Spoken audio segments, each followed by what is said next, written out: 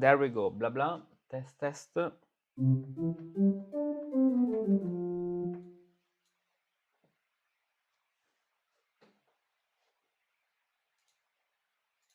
There we go, blah blah, test test.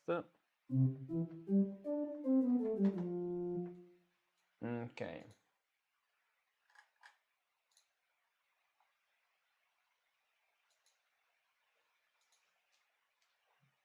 Oh.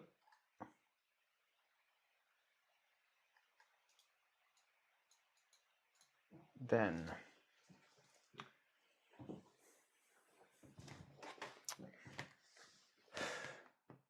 but the mirroring software again has a little problem.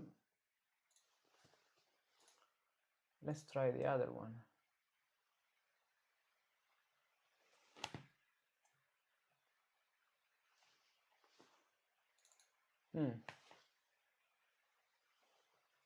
This may be a little better.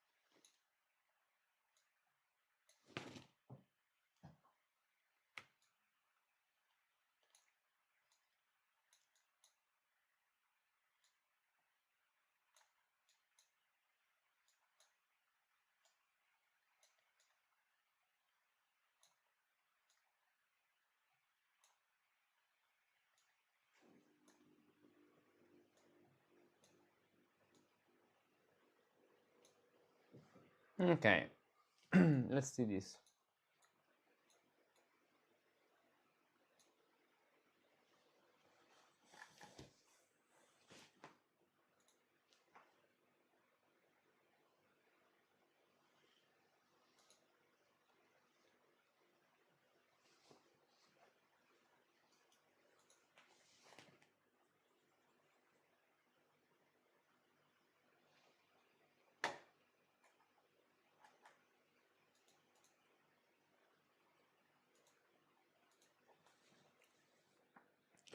Hello Musici, let's continue our journey with the musical guide by NEET. We are in this point, chapter 1, and finally we start the practical part with the musical examples. So not any more stories or like as we did the other time.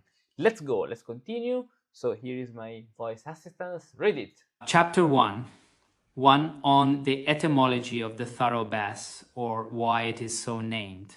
According to some, the word bassus is derived from or may be traced back to the Greek word basis, meaning a fundament, foundation, or grund basis of a thing. Yeah. Others trace it back to the old Latin word bassus, which is the equivalent of profundus or deep.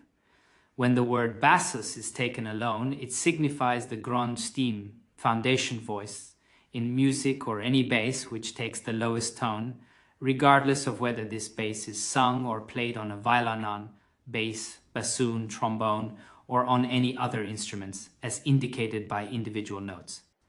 If, however, one says general bass, thorough bass, then this signifies quite properly a bass, as it is played on the organ or on another clavier keyboard instrument with both hands together, so that in general all or almost all the voices of the music sound together are generated in this single thorough bass. It is also called bassus continuus, or with the Italian endings basso continuo, because it plays continuously while the other voices pause here and there. Nowadays, however, this bass also pauses occasionally, especially in operas and in other skillfully composed secular music. Furthermore, any violin bass part is labeled basso continuo, and therefore the name thoroughbass seems more suitable. Yes, we have to do a couple of considerations. The bass, as we saw, can be a voice register, especially in the Renaissance, a voice register which has a precise ambitus according to the tonus. For example, the bass of a first tonus is different in the ambitus than of the bass of a second tonus. At the same time, this same ambitus in this same tonus can be transposed usually in 3 different locations: chiavi coriste, chiavi contrabbasse, and chiavi acute clefs. Then another thing is the basso, so the lowest voice played by some instruments. We can have, imagine a concerto by Vivaldi, we have the violone playing the bass, as long with a cello. And then we have the viola, the violin 1, violin 2, blah, blah, blah. And then there is another thing, which is even the bass conceived as the lowest voice, the so-called basso seguente, the following bass. So a bass which always follows the lowest voice. And that's very useful if you want to play the figure bass, because you're going to play with your left hand the lowest voice. So if the bass instrument is not playing, and the lowest voice is the alto, you play the alto as your bass indeed, precisely because it's the lowest voice in that context. Then there's another meaning, which is the basso continuo, as we mean the thorough bass, so the bass plus the realization of the harmony. Good. So this is in general what we mean with bass and the different meanings we can have. I should put this a little, no, it's the cam that should be moved a little at the right. Good. Now, chapter 2. Chapter 2 on the definition or description of the thorough bass. The thorough bass is the most complete foundation of music. It is played with both hands on a keyboard instrument in such a way that the left hand plays the prescribed notes, while the right hand strikes consonances and dissonances, so that this results in a well-sounding harmony for the honor of God and the permissible delight of the soul. And I would say that it is even allowed to play other harmonies in the left hand. You don't have to limit yourself in playing the harmonies only in the right hand.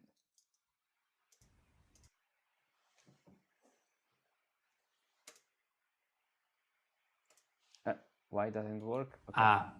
One in this description I call the playing of the thorough bass the most complete foundation, in contrast to other basses which are played on a violin, bass, bassoon, and similar instruments, which, it is true, are also a fundamental voice but not as complete as the thorough bass, because these instruments play only one tone at a time. Furthermore, I state as a rule, the thorough bass, is played with both hands, ordinarily or most of the time. What's this sound? Okay. Then he can also play the fundamental notes on the pedals on the organ. Pedals with his feet and thus demonstrate his art at will. Furthermore, in the description of the thorough bass, consonances and dissonances are taken into consideration. What they actually consist of is briefly the following. Consonances as well as dissonances have two characteristics. Both may be perfect or complete, or imperfect or incomplete. Then we'll see what perfect consonances are those which always sound together in the same way and cannot be altered, such as the fifth and octave. The fourth is also commonly placed among the perfect consonances because the fourth added above the fifth sounds perfect within an octave. However, eager learners and beginners are only confused by this. Therefore, I wish to confine myself here to calling only those tones consonances which sound well together with the fundamental voice. Thus, Indeed. Music experts will forgive me if I place the fourth among the perfect dissonances. Imperfect Here we have the other thing we are talking about with Fuchs and Berard, and Fuchs and Zerlino. So Zerlino clearly says that the fourth is a consonance. But of course, when it is placed with the bass, in relation with the bass, it must be treated as a dissonance. Consonances are the third and the sixth because they can be altered. The third, as well as the sixth, may be major or minor, and yet in both instances they sound quite well together. Perfect dissonances are the fourth, the falsa quinta, The diminished fourth fifth, and the 11th three. The reason why It's they... not the 11th in his it's the 11th. Okay.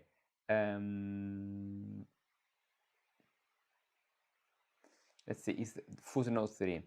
In summary, perfect consonances include the fifth and the octave, as well as the fourth, while perfect dissonances include the fourth and the diminished fifth and the 11th. So he's doing this very interesting classification that I've never seen elsewhere. In perfect consonances, let's write it here.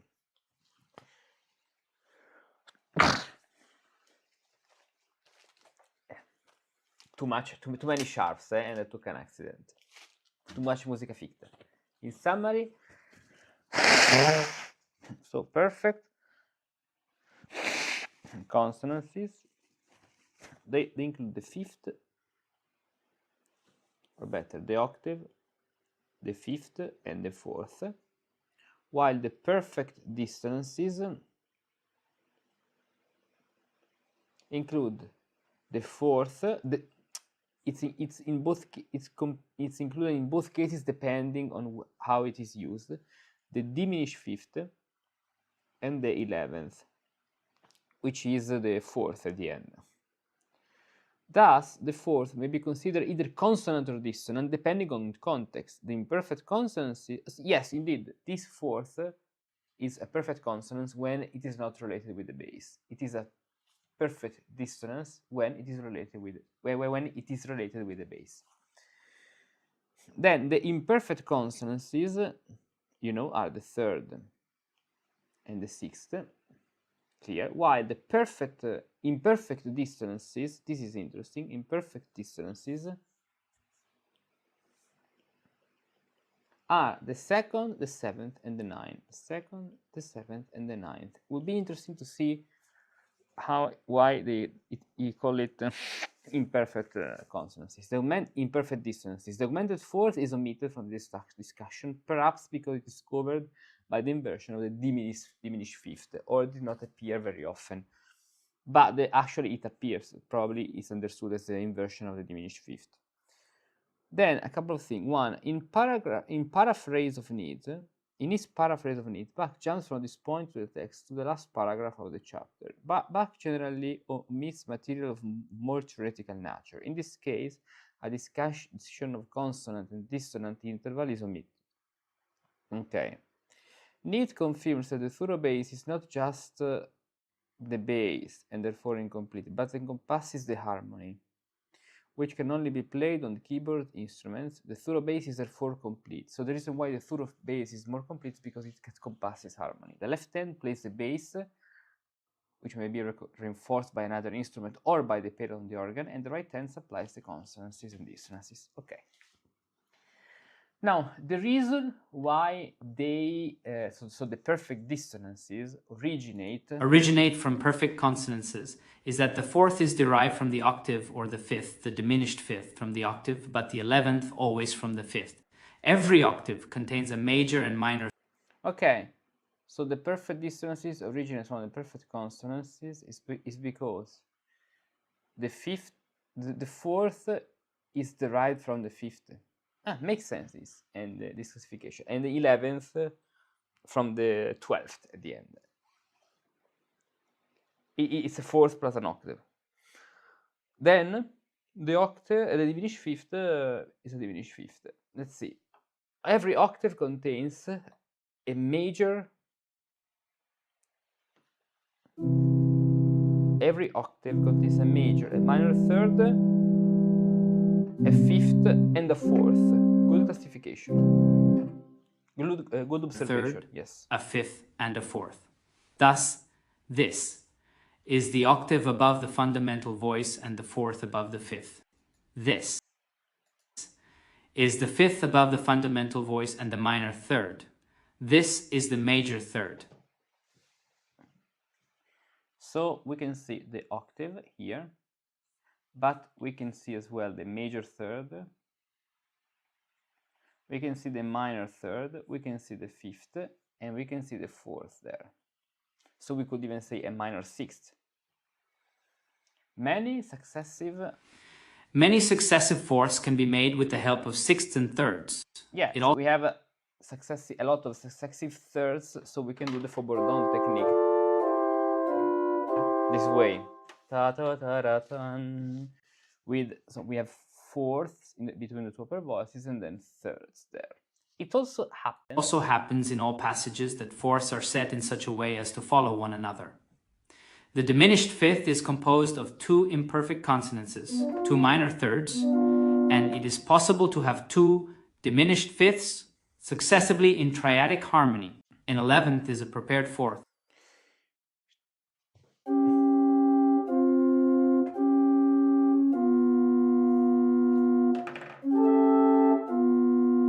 Yeah, it is possible. Imagine this case.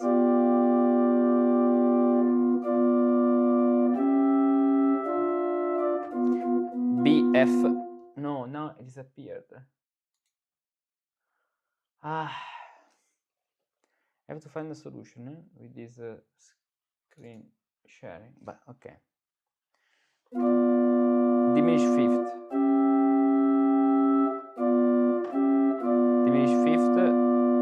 Diminished fifth, BF, C sharp G, and then thirds, parallel thirds. Before a cadence.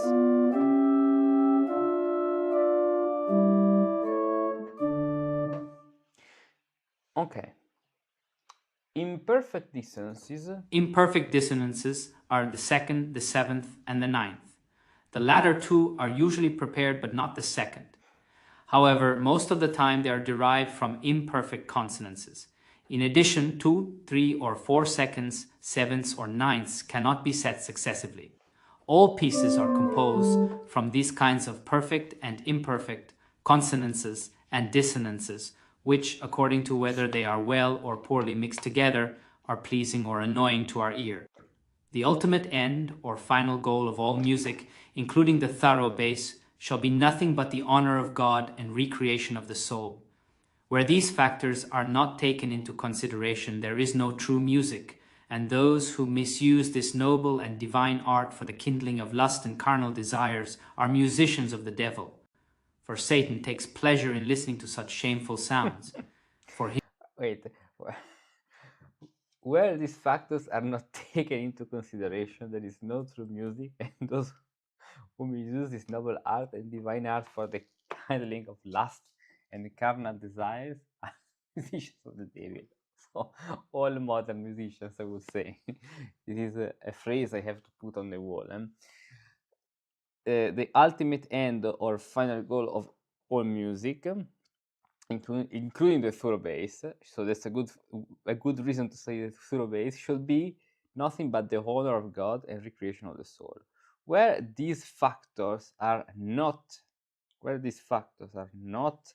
taken into consideration, there is no true music.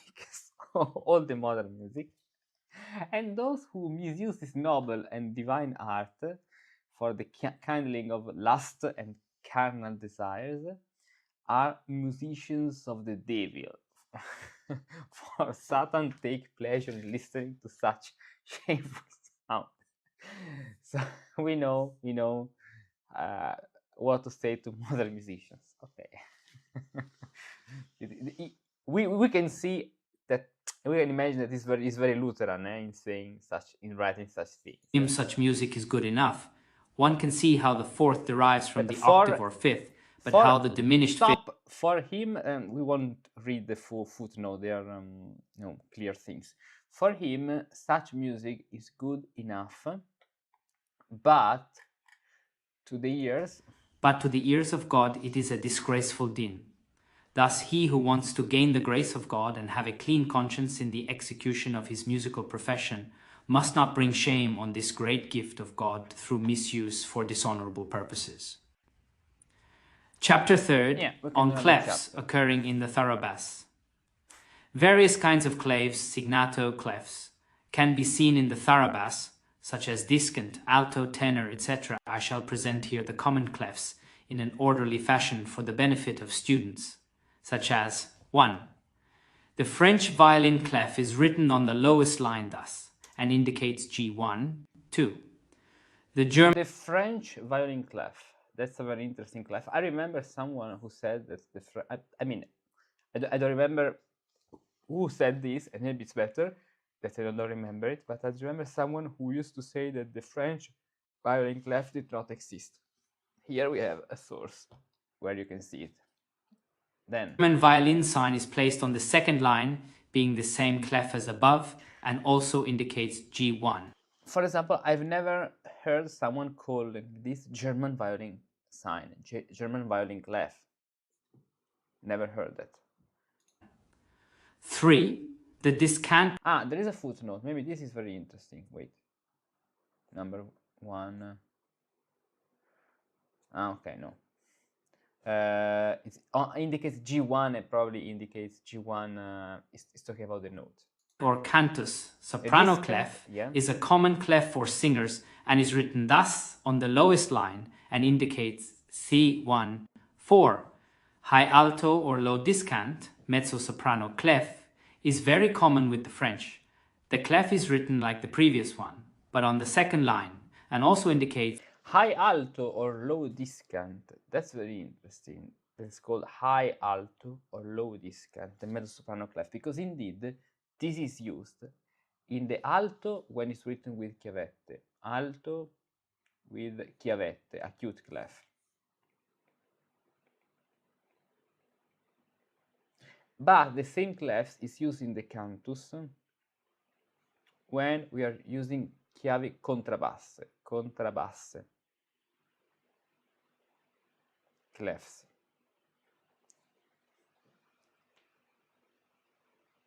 C1, 5. Simple or common alto clef is written thus on the middle line and likewise indicates C1.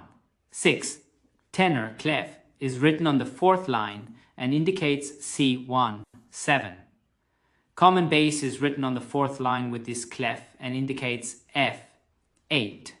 High bass, much used by the French, is written on the middle line and indicates F higher. 9. Low bass is written on the top line and indicates F lower. In general, the following rule should be observed. The clef indicates part of the chiavi contrabasse. Yes, this is used in very low clefs, in contrabasse clefs. GL, no matter on which line it is written. The always indicates C1. The always indicates F, or as it is also known, the F in the 4-foot octave. Okay. So these are at the end our 3 clefs there. Or in ancient terms, we have the G sol re ut clef. So the first one is called the G sol re ut clefs. Then we have the C sol fa ut clef, and then we have the F fa ut clef. NB, even though I am not an advocate of learning how to play according to German tabulatur, it does have one good point, that is, one can easily name the keys or pitches after it, according to how they follow one another on the keyboard. For example, great E, great D, and so on. C, 2, D2, E2, and so on. F1, G1, B1, and so on, D, E, F, and so on, which I shall observe throughout this treatise. The high bass, 8 above on the middle line, is normally called basset. All other high clefs occurring in the thorough bass are called bassetken. The high clef, 8 above, the middle line, the high bass. What does it mean? Okay. This example 8. Okay, above on the middle line. 8 above. Okay, on the middle line is normally called basset. So even basset, used by French. All other high clefs occur in the third bass are called bassetgen. Yeah, one of the reasons why I like this book is that it's composed of very short paragraph, and so it's very useful to learn that way with short paragraph. Chapter 4. Chapter 4. On time or meter signatures. Only brief comments will be made on this subject, since I assume that the person who wants to learn the thorough bass and to master it in a short time will not only know the notes beforehand, but will also understand intervals reasonably well according to their distances from one another, either through prior practice in singing or through some other foretaste of music, as well as the differences in time. The student should note that a simple meter can be written in two ways nowadays. For example, the second way is used by the French for pieces which are to be played. Wait. The student should know that the simple meter, simple means with a binary division, can be written in two ways nowadays. For example, the first way and the second way with just a number 2. Yes. The second way is used by French, as always. It's always a French fault. By French for pieces which are to be played in a fast and lively manner. True. Played in a fast and lively manner. Italians and Germans adhere to the first way most of the time in sacred church music, signifying a slow, dignified tact, tempo. Tactus. If it is to be played fast, then the composer expressly writes underneath, allegro presto.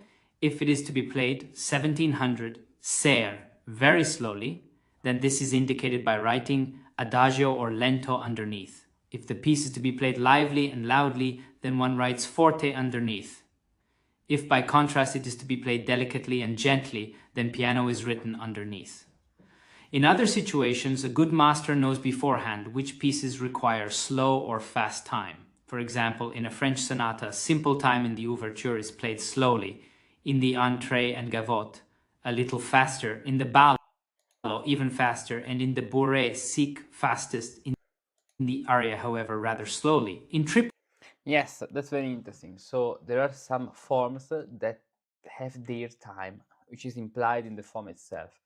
In a French sonata, the simple time, the overture is played slow. Ta-da, ta-dan, ta-dan, ta-dan.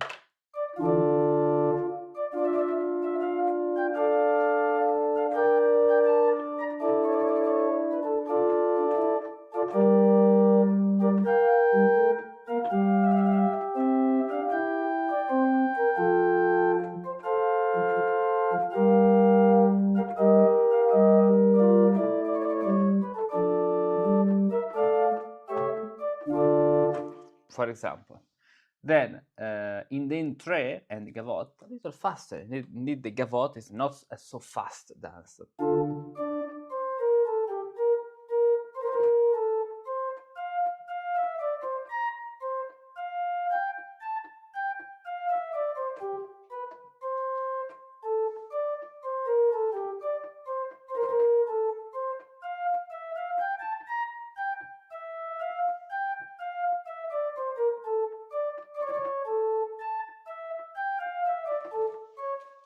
In the ballo, even faster, and then in the bourrée, faster.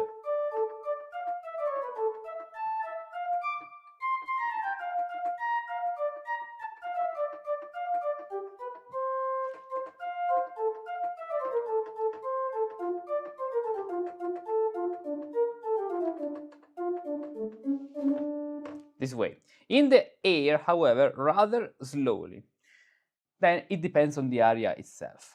However, time, a minuet has a faster pace than the saraband, which must proceed solemnly and slowly. The gigue, however, which in a triple time, a minuet has a faster pace than the saraband, which must produce solemnly and slowly. It must proceed solemnly and slowly. Yes, true. The gigue, however, which usually comes last, somewhat fast and lively. These few reminders will suffice, for he who has the desire to learn will easily grasp the rest through practice. Okay. Chapter 5. Now it's going to talk about the harmonic triad. Okay, let's conclude with chapter 5 and then in the next video, chapter 6, with the general rules. Chapter 5 on the harmonic triad. On the harmonic triad. The harmonic triad has its real use in composition, but since the thoroughbass is a start in composing and can actually be called a composition made by him who performs the thoroughbass because of the sounding together of consonances and dissonances, it shall be discussed here. I am convinced that an eager learner who understands this well has already grasped a large part of the whole art. The harmonic triad is a coupling of the third and the fifth when these are added to a fundamental note. This can be done for all tones in major and minor. For example, here it is. So we have a fundamental note, which is C. In that case, we have a fifth and a third. A fifth and a third. Then the same thing from D. Major and minor. Major or minor, major or minor, this way. It is otherwise known, and so on through all the tones. It is otherwise known as the radix omnis harmoniae, root of all harmony, because all harmony with its mensur springs forth from it, the harmonic triad, as from a root. It is also called radix unitrisona, three sounding as one, because it consists of three tones which produce a single perfect harmony, so that 1 in 3 and 3 in 1 are miraculously joined together here. That is why theologians use this harmonic triad or radix unitrisona to demonstrate neatly and explain in their sermons and writings the great mystery of three separate persons in a single divine being. Furthermore, this harmonic triad or harmonic root can be either simplex, simple, octave increased, or a triad where the bass is doubled, or diffusa, spread out. 1. Let's see about this. Radix simplex okay, now it's going to explain. And simplex acuta, so increased, or a triad where the bass is doubled, or diffusa, spread out. Let's see. Radix simplex. This simple so-called triad and consists only of three tones, according to the instruction given in the previous example. 2. So the example like this. This is the radix simplex. Only three notes. So radix simplex. Then we have 2. Radix acuta. Radix octae is the increased triad having the octave as a companion, so that the harmony is varied and becomes more complete. For example, musical guide, part 1. In these last examples... For example, what? Wait a moment. Then there is the radix diffusa. Okay, radix diffusa, it is the diffuse triad because it is spread out in different octaves. For example, okay, with even more voices. So not only, not on just 3 voices, not 4, but even more. Radix diffusa. Like this. Or this. Or this. In these last examples, there are no more than 3 letters or notes, C, E, G, and also D, F, A, etc., which make a simple triad all by themselves. But if one wishes to have a stronger harmony, then these 3 letters are distributed over more than 1 octave and are therefore called radix diffusa. In this context, the following rule must be observed. The nearer the pitches are to each other, the better die symphony they sound together. Interesting thing. So the nearer the pitches are to each other, the better they sound together. For example, having this, then this, and then this, it's not so. Let's say I need to find the correct English word. The amalgama, no, the mixture. Okay, the mixture is not so convincing and let's say convincing, but very well sounding, as if, for example, they were closer, like this. Okay, but then we continue with chapter 6, some general rules to observe when playing the thorough bass, but in the next video. So we start playing thorough bass. See you in the next video. Bye.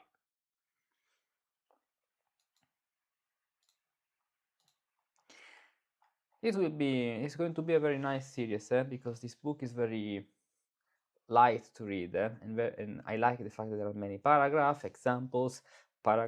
examples, yes. So just to know where is the end of the first book? Because then there is a second one. The end, so there is, okay, a 3-part fugue, an exercise, chapter 11. Okay, so the first book, the closing is page 85. So we are not so far at the end.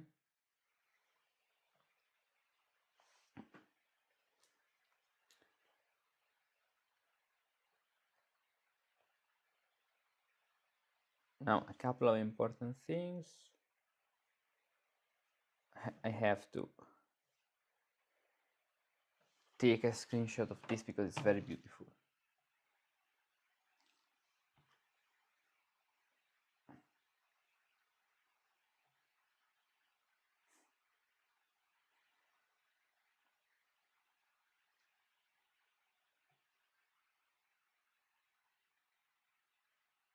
Save to photos. 1 second,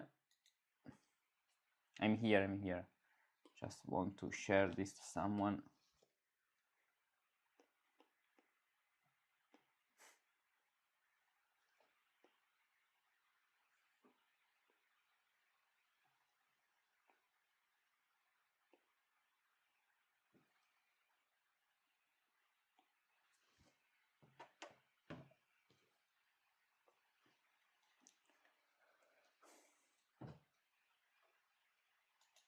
Okay.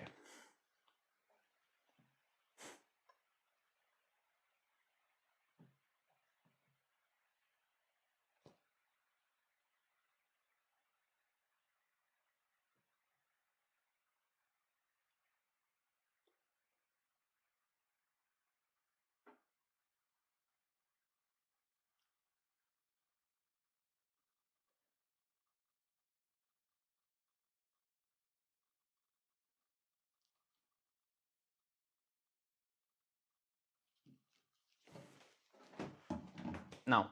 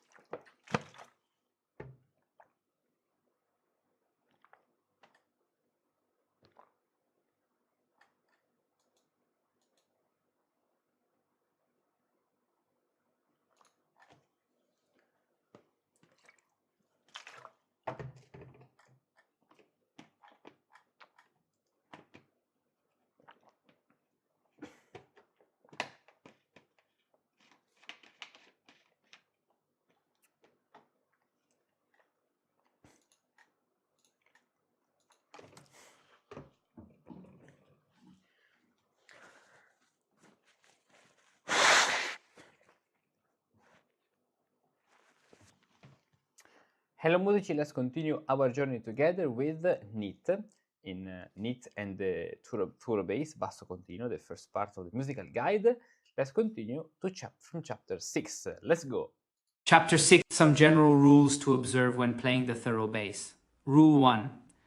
The written thorough bass is played with the left hand alone, but the other voices, whether indicated by figures or not, are played with the right hand.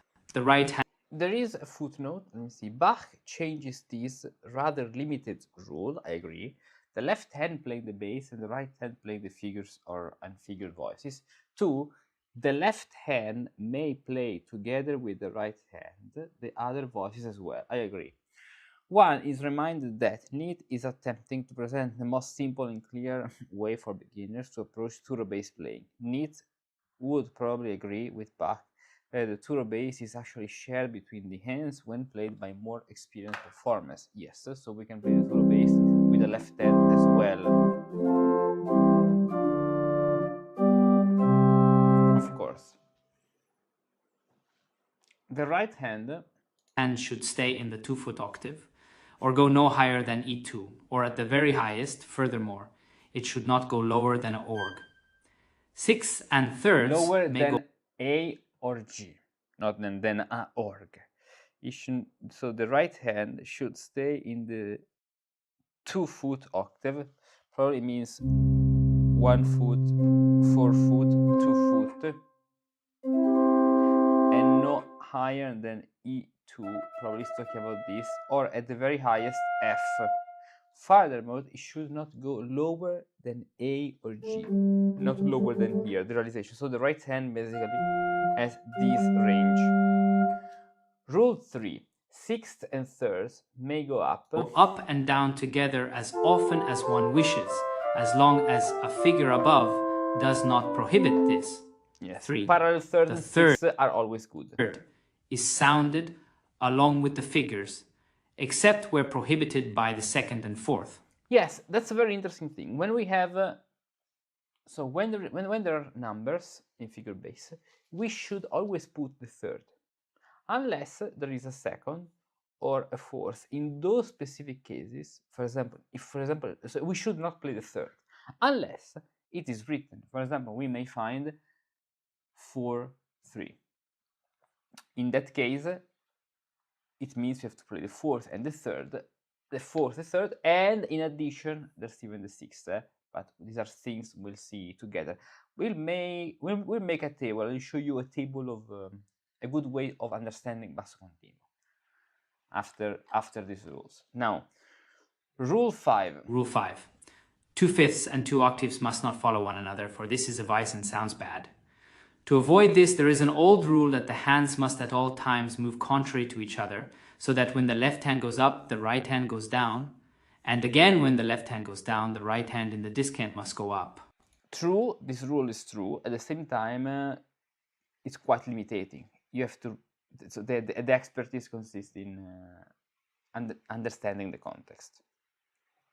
The use of contrary motion to avoid parallel fifth and octave is reiterated and illustrated by Bach in his chapter 10, example 1. Okay. When the basso or basset gain goes up high, the right hand must follow.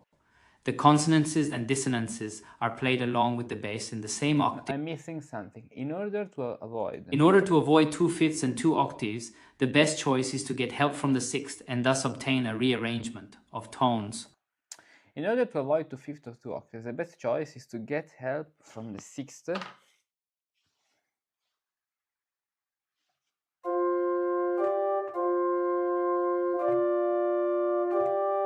Probably it's talking about this. What does it mean?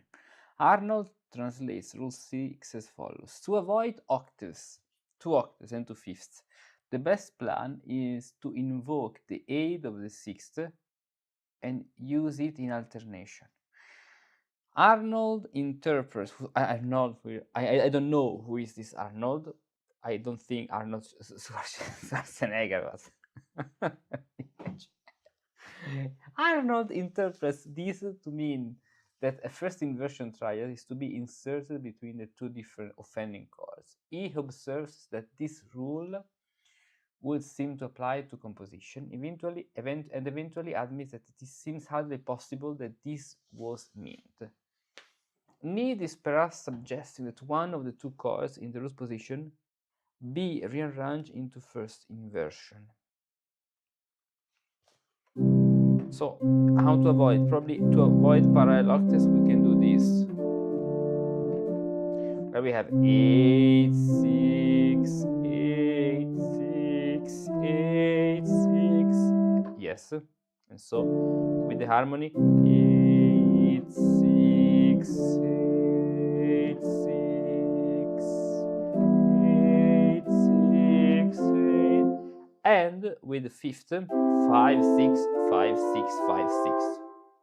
Makes sense. Rule 7. When the bass or basset gain goes up high, the right hand must follow. The consonances and dissonances are played along with the bass in the same octave in which the basset gain is written. Yeah. So if, for example, the bass is in the regular place, you're going to play the dissonances here. But if the bass goes up, in that case, you have to play the dissonances in the same octave, as you can see, instead of here.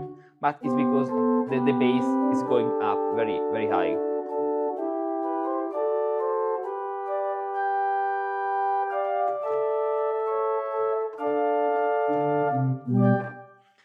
Rule 8.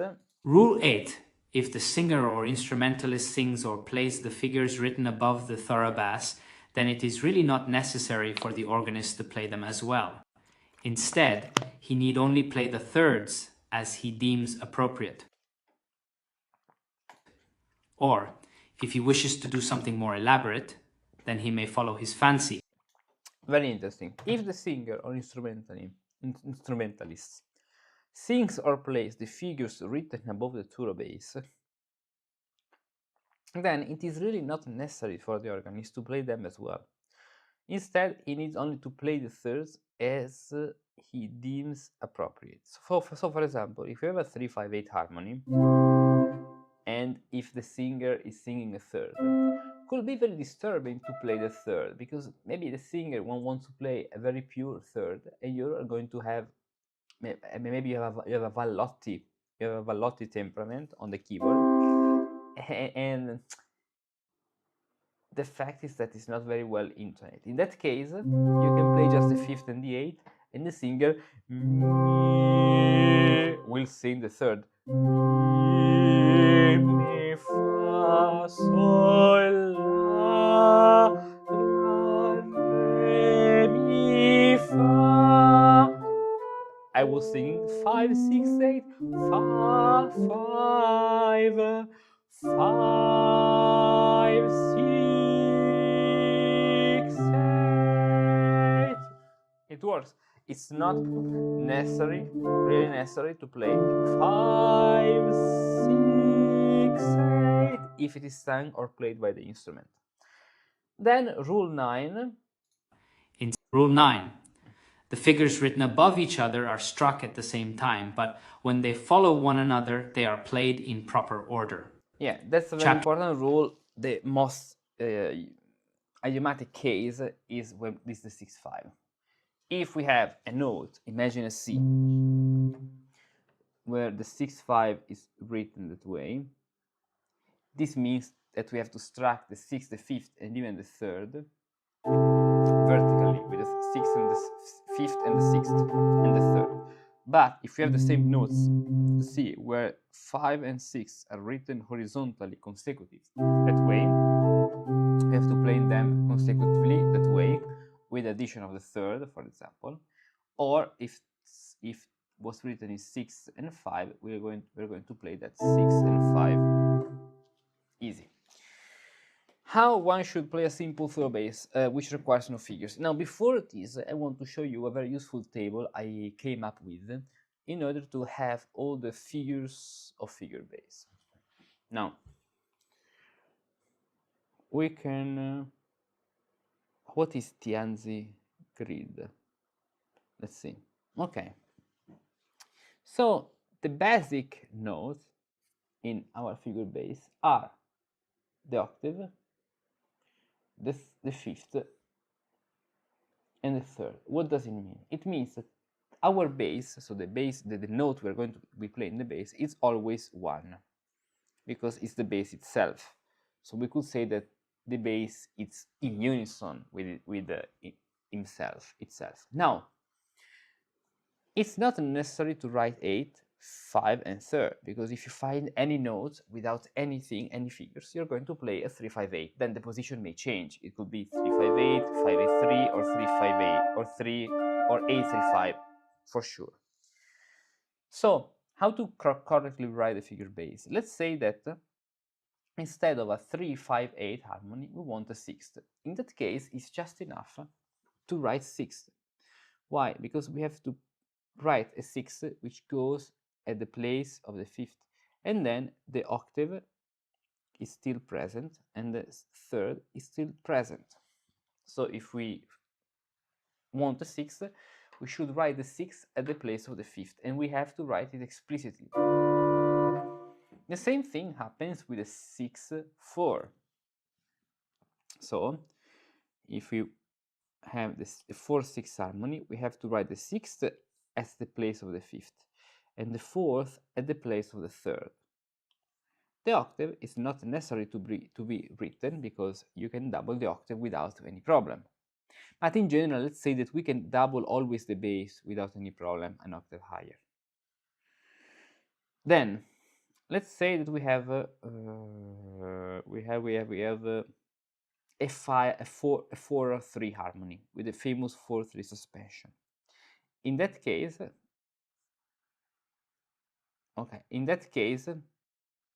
we have to write the 4-3, which means that at the place of the fourth, we're going to write 4 and then 3. Then it is not necessary to write the fifth because it's implied basically. So we're going to have this the fifth and the octave, the fourth then resolving to the third. Let's take another harmony. Let's say that we want the 7-6 suspension. So we may like to have 7-6, and we have to write 7-6 at the place of the fifth because the seventh is a suspension of the sixth, which takes the place of the fifth.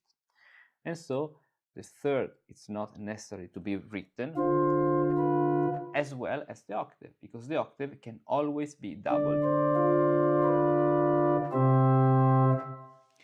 Then let's say that we have a 9th, a 9, like a 9-8. In that case, the 9th takes the place of the octave. Yes, it does. And so the other notes are the fifth, which is implied, and the third. So we have to explicitly write the 9th, 5-3-9-8, and with its resolution, so you'll probably find something like that, 9-8. Then there is something else. For example, we have the 6-4-2 harmony.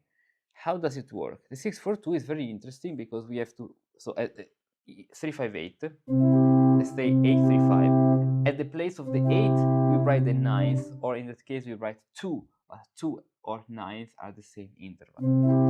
At the place of the fifth, we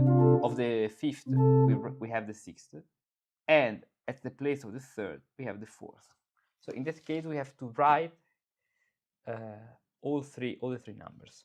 Then let's do another case, the 3-4-6. That's much more interesting because the third and the fourth, they coexist together. So the octave is not a problem, it can be implied. We have the 6th, and the 4th and the 3rd, they work together. So they are written together because if we write the 4th alone, we are taking the place of the 3rd. If we don't write the 4th, we are not supposed to play it. So in order to say play them together vertically, we write them together in that line, in that point. The same thing happens with another chord, the 6-5 chord, where the octave can easily be doubled without any problem, as a fifth voice, of course. But we have the 6th and the 5th together. So because the 6th usually takes the place of the 5th, and if we write the 6th alone, we won't play the 5th. If we write the 5th, we won't play the 6th. We have to write them together, and actually the 3rd can be implied as well. Now let's arrive to the 7th. The 7th is a quite interesting chord. I'm not talking about the suspension 7-6, but as a 7th, which can resolve to another position. Remember that the octave can always be doubled. The octave can always be doubled without any problem. So with the 7th chord, we can have the 7th at the place of the octave, okay, even though remember that the octave can always be doubled. So we can have the 7th with the octave as well, but the 3rd and the 6th, the 5th and the 3rd are implied. So any figure-based number you find in music is somewhat arriving from this table, is something arriving from this table, which is very useful because this way you ask yourself, what number is this figure taking the place of? And then you'll have the perfect answer for every situation. So next chapter, chapter 7, how one should play a simple thorough bass which requires no figures. If nothing is written above the thorough bass, then only the consonances, namely the 3rd, 5th, and octave, are struck. One should heed the first rule of the preceding chapter. Yes, what we have said before. Now, that the right hand must not go higher than E2 or 2 and not lower than A or G. Take, for example, this simple bass. Here we have it, simple bass. Here then, one plays the consonances with the right hand in the discant in the following manner. Okay, here it's useful when you practice figure bass that you do several things. One of the things consists in playing the intervals, the numbers, as you strike them. 8, 3, 5, pay attention, the first note, the tenor, struck the tenor together with the bass. 8, because the bass itself is 1.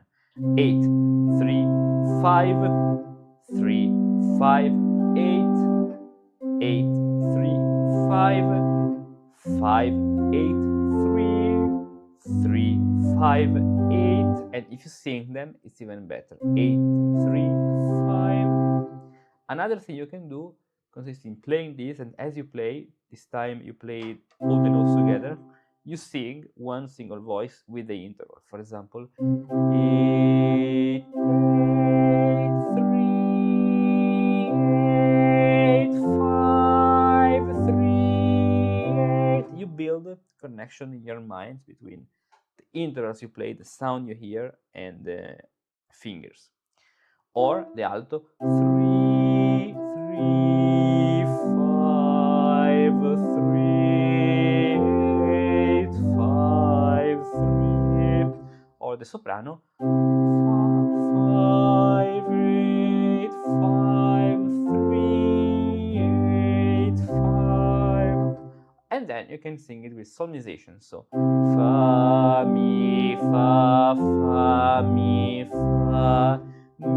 re, mi, fa, re, mi, sol, sol, sol, la, sol, sol, or ut, ut, ut, re, ut, ut. Here it is. But one is not required to play this in the same way all the time. Instead, the lowest voice of the right hand, which would be the tenor in a 4-voiced setting, can be made into the highest or discant voice. Therefore, I can play, as an example, the preceding bass in this way. So, this is the point. Here, we had, let's use 3 different colors, 8, 3, and 5. Okay, so now, the 8th is placed an octave higher, so the tenor is transposed an octave higher and is now the soprano, and so we have the 5th, which was red in the middle, and we have another position, 3, 5, 8. That's why it's useful then to say 3, 5, 8, 5, 8, 3, 3, 5, 8, 8, 3, 5, 5, 8, 3, 3, 5, 8. Or by playing the alto. Or by playing the alto, which is the middlemost voice high in the discant, still another variation is brought about, although the same notes are used. Which are like the 3 positions in the rule of the octave. Now the alto is transposed, so this note, the 3rd, the green voice, now it's at the top, 3. And then we have the 5th in the middle and the octave here. And we can say mi, re, 5-8-3, 8-3-5, 5-8-3, 3-5-8, 8-3-5, 5-8-3. This way. These few notes can also be varied, and this can be done in all third-basses and chorales, in such a way that the consonances in the discant, which are usually struck at the same time with the right hand, are divided and played one after the other, starting from the bottom note of the right hand. In this instance, from a half note are made 2/4 or 4/8, and this is called broken. This last pattern, being the best, is made clear through an example. Okay.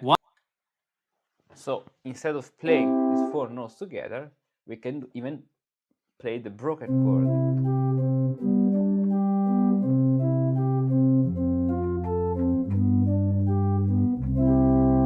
Let's imagine that we have a singer which is singing a chorale which is sol, sol, la, sol, sol, sol, la, sol, fa, mi, do.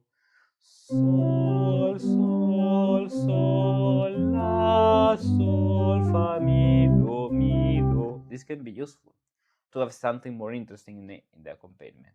Or in 3/4 time, sol, sol, sol, la, sol, fa, mi, do. Or can vary the bass in the same way. So you can say, instead of varying, that's very interesting, instead of changing the melody, you make variations in the bass.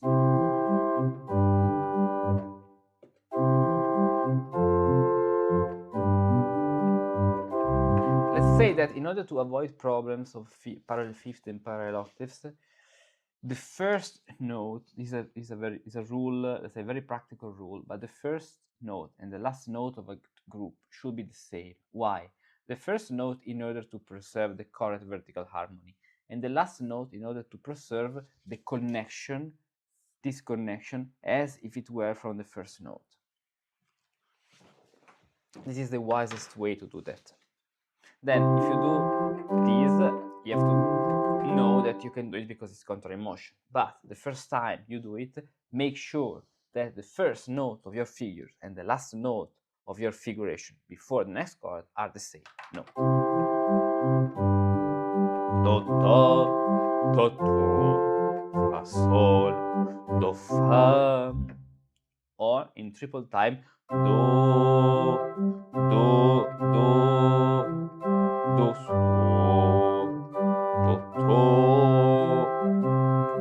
do, ta, ta, to, ta,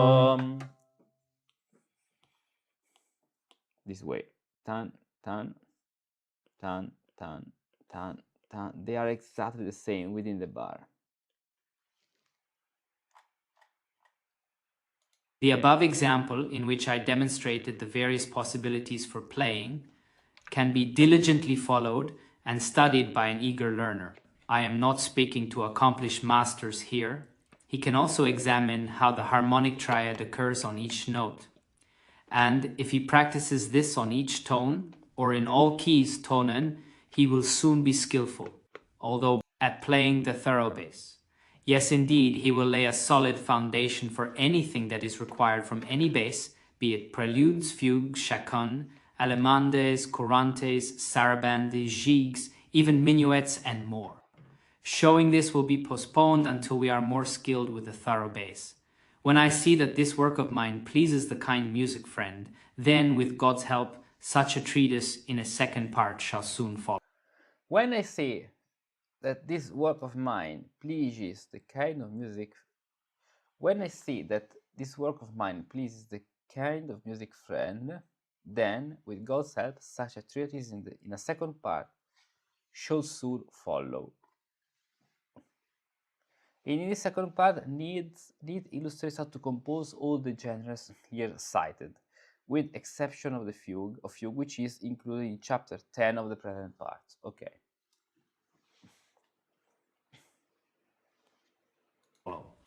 The following example is given so that one can see and hear how fifths and octaves, where 2 or more follow one another, do not fit well together but sound bad, even though they are perfect consonances.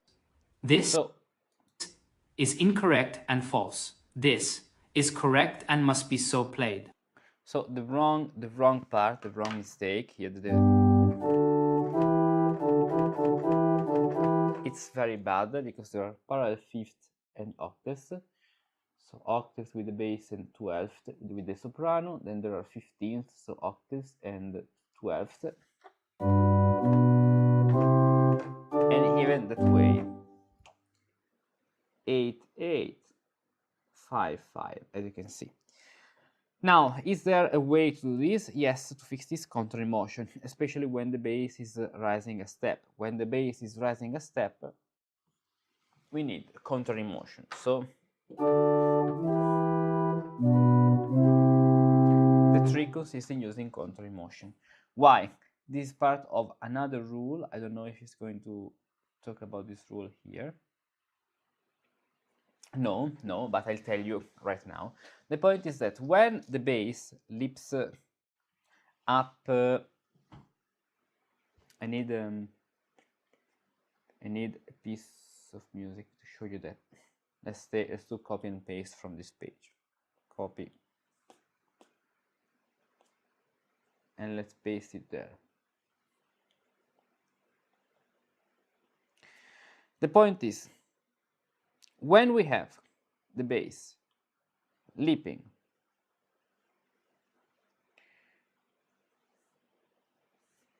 a third up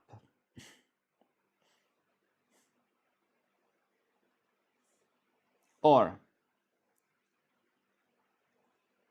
a sixth up, but also we can even do a sixth down, which is its inversion. But even a sixth up, a sixth up or a third down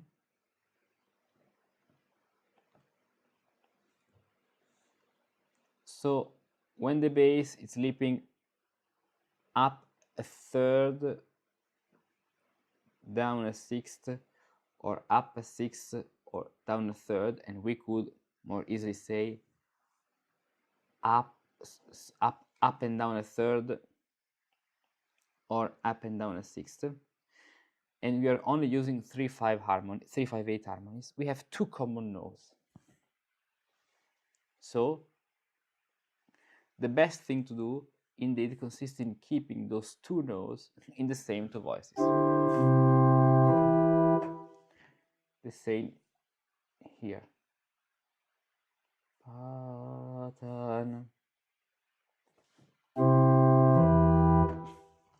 In the next example, the same two voices will be E and C, and we have to change G to A.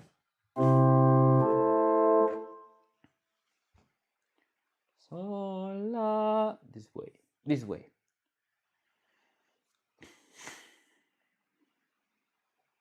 Two common notes.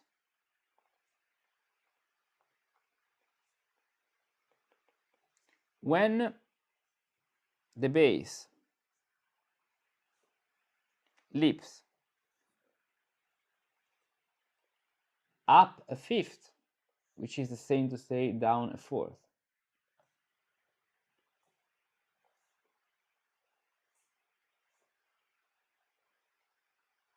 or up a fourth, which is the same to say down a fifth,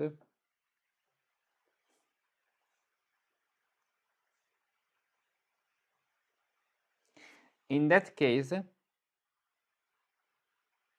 we have one common note. So fifth up, or a fourth down, or a fifth or a fourth down, a fourth up, which is a fifth down. So we can say when the bass is leaping, it's leaping up a fifth or down a fifth, or up a fourth or down a fourth. There's only one common note, and that common note should be, let's say, at least at the beginning of your practice, if you're a beginner, preserved in the same voice, played in the same voice. So here the common note is G and G. Here the common note is C and C, and C. Why do I say this? Because here that's a fifth. No, yeah, that's a fifth. Then it's an octave. Here it's a fifth, and then it's an octave. Here it's an octave, then it's a fifth. Here it's an octave, and here it's a fifth. The other two voices, depending on where we are playing them in what voices, they should move to the closest note in order to complete the other numbers. Here we have the octave, here we have the third, so the octave will move to the third, and the third will move to the fifth. The same here.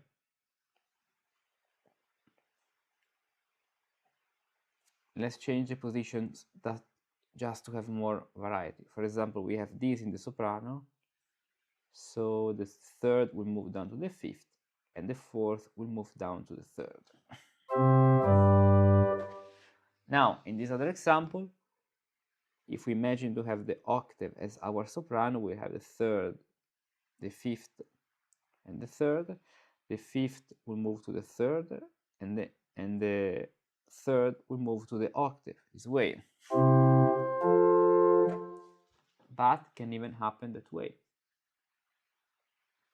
So the third moves to the octave, and the fifth moves to the third, so that we have the three numbers of the radix of the triad. Okay. Then there is a last example, which is so just to be precise. What are the possible interval in music? Here we don't care about major or minor leaps, major or minor thirds, just the number, the numerical relationship. A voice, a bass, a note can play a unison, but it can also play a second, a third, a fourth, a fifth, a sixth, a seventh, and an octave. If it's playing a unison, it's just repeating itself. Then we have the third leap, the third, and the sixth, which is case number 1. Then we have the fifth and the fourth, which are case number 2. So the only remaining case is the second or the seventh, which is case number 3. So when the bass moves up a second,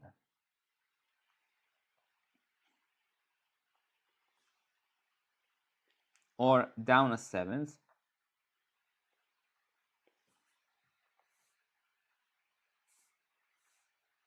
this way, or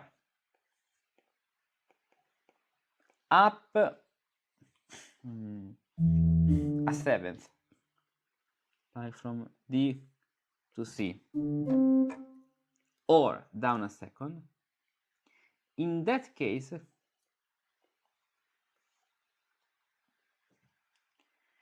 there are 0 common notes. So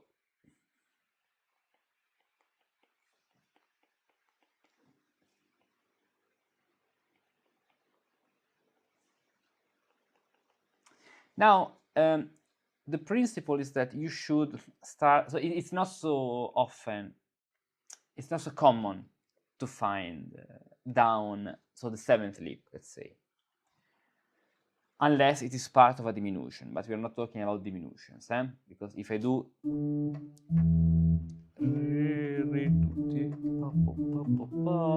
the bass is moving up a second. So in that case,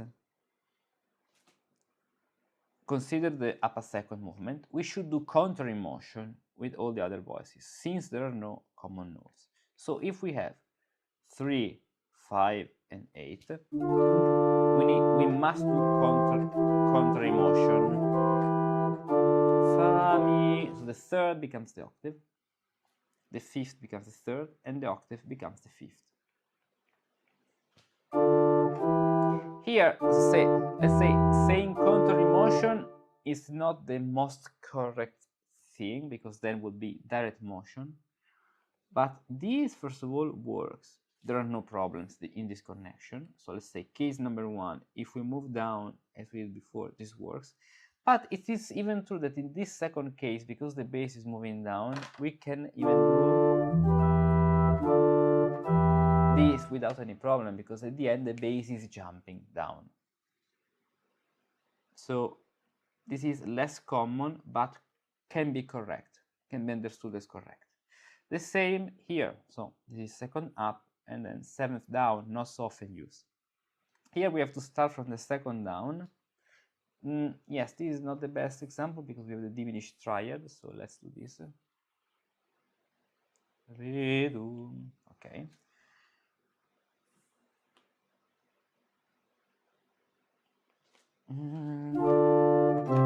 Contra emotion, re, mi. So 3, 5, and 8. If the bass is moving down, the 3 upper voices will do contra emotion ascending. 3, 8, and 5, that way. The same in the other example. So from this position, we can move up following the same movement. At the same time, we can move down.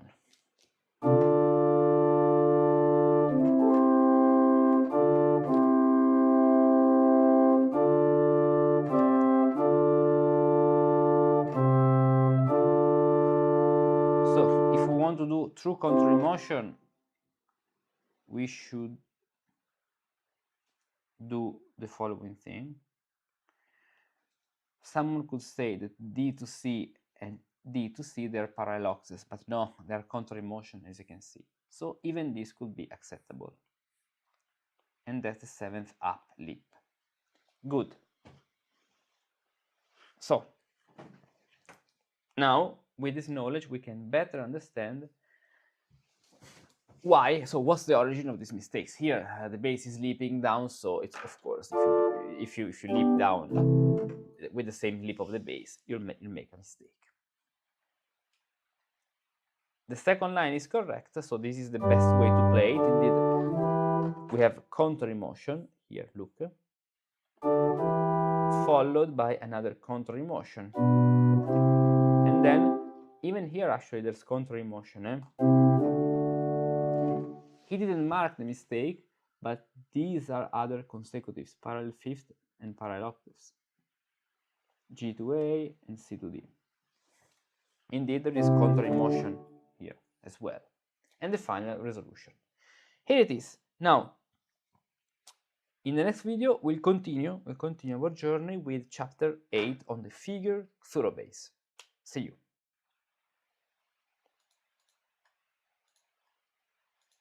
I need a couple of minutes rest.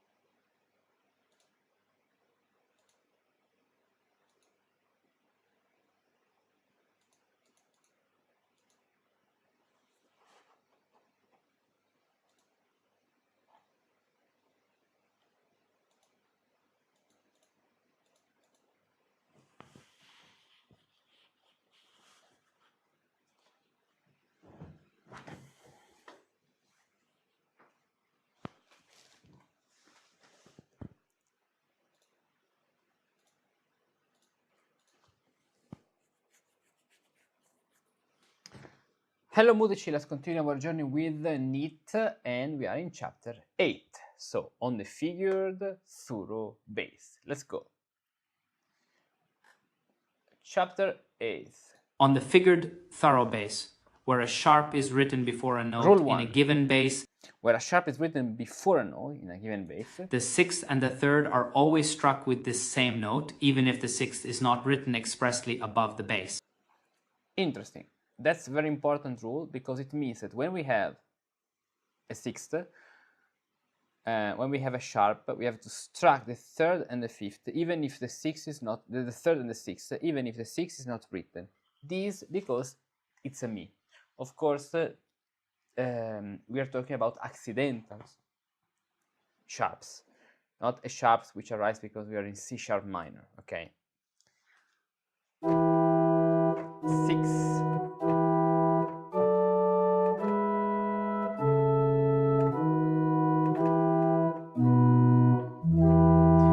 Then, of course, we can have other exceptions. We can have a lot of things, a lot of situations. But if, for example, we don't have any numbers, probably we're going to have a 3/6. So this is a good harmonization. At the same time, if the composer wants a transition to C minor, he should have written something different. For example,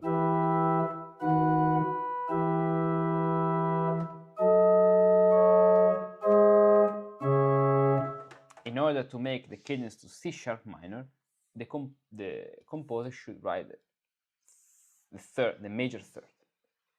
In that case, we won't play the sixth, but the fifth. But according to this example, this is what we have to play. And notice how he's actually using only 2 voices when there is a sixth. We can use even a third voice in the right hand the following way. So we have to make it leap. Pum, pum, pum, pum. Then pum, pum, pum, pum. For example, a unison here. Pum. So we can then move down to E, then to E. Pum, pum, pum, pum. Then unison, so one F sharp moves to G and the other one's to E. The other one's to E, this way. Pum, pum, pum, pum, pum, pum, pum, pum, pum. Here it is. Rule 2, let's go. Where a sixth is written above the bass note, only the sixth is played. The octave must be omitted both in composing and in playing. Interesting. It says that the octave must be omitted. I agree and I don't agree with this rule, because if we we can use the octave in composing or playing. Why? In part 3, chapter 1, Need adds, in the same chapter, rule 2, I spoke of the omission of the octave when dealing with sixth. Okay. One can, however, double the third or the sixth in 4 voices and also include the octave where appropriate. I skipped over this point on purpose for the sake of beginners. Okay. Matheson... In part 2, chapter 8, 1 and 9, Matheson attacks Need for the omission of the octave without citing Need's clarification, of which Matheson, who had cited, was most certainly aware. Here, then, Need uses only 3 voices for each first inversion triad, while in part 3 he uses 4 voices. Bach adds, as is rule 3, either the third or the double sixth, either the third or the doubled sixth, and sometimes the octave may be played with this, especially when immediately followed by the C in 6/5. In this example, Bach alternates bass doubling with soprano doubling.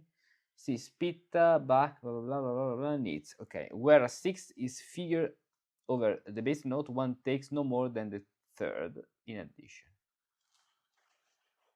Beautiful.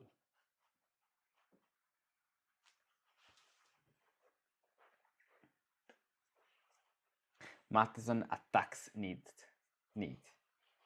Incredible. We need more attacks. So let's play this.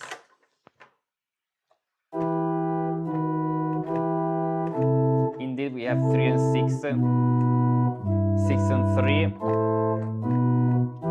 Let's say that from a certain point of view, it's like if it's doubling the unison.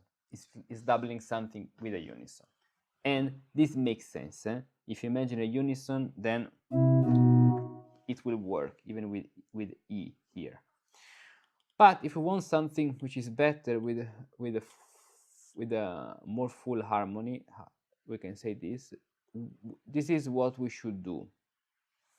Pum pum pum pum. Then down.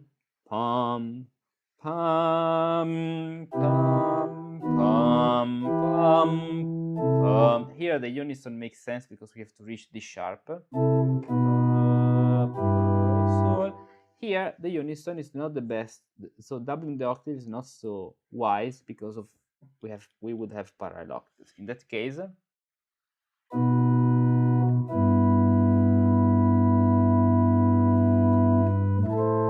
we can easily do that. Pum pum.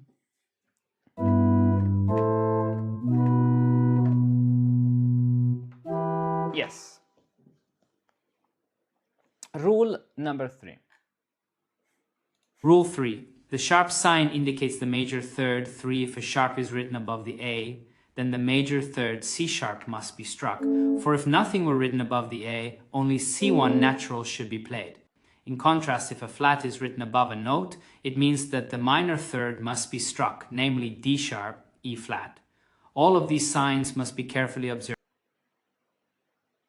Namely D sharp, E flats. In contrast, if a flat is written above a note, it means that the minor third must be struck, namely D sharp. In both, a sharp may be used to clarify even a sharp may be used to signify either a sharp or a natural. In the present edition, because in the original one probably is going to use this symbol. I don't know. In present edition, natural sign has been employed. Okay. Yes, natural because of the concept of mi fa, of mi and fa, and then fa mi, because in ancient music theory, the sharp, or better written that way, this is mi, while this is fa.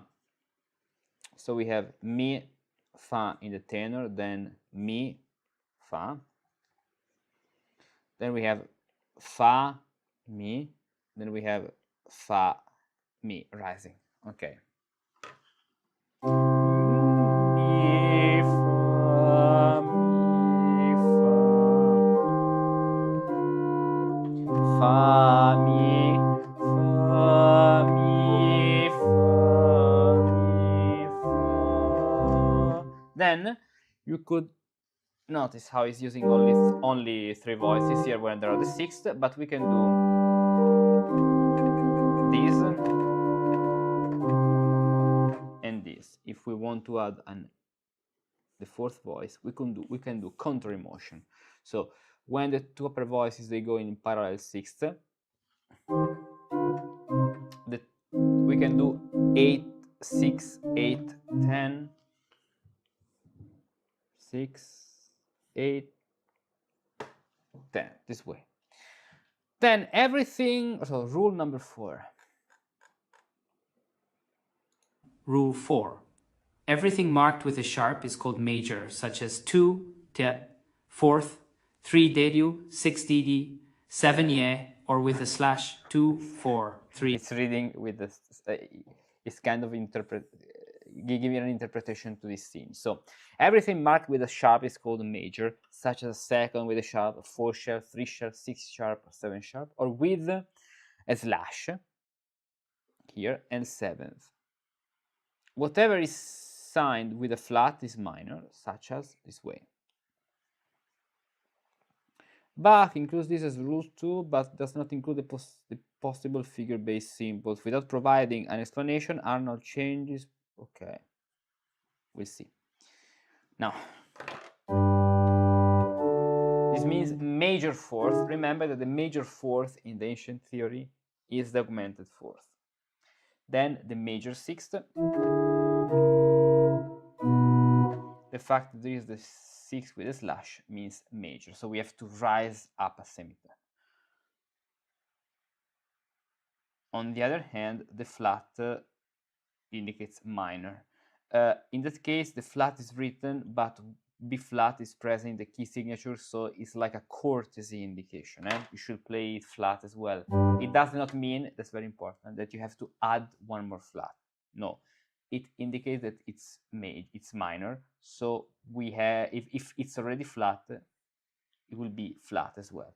If in a later style, even so not in this period, but in a later style, the composer wanted a double flat, this is not the way to write it. It should have written 6 and a double flat, because it means we had to put a double flat. Okay.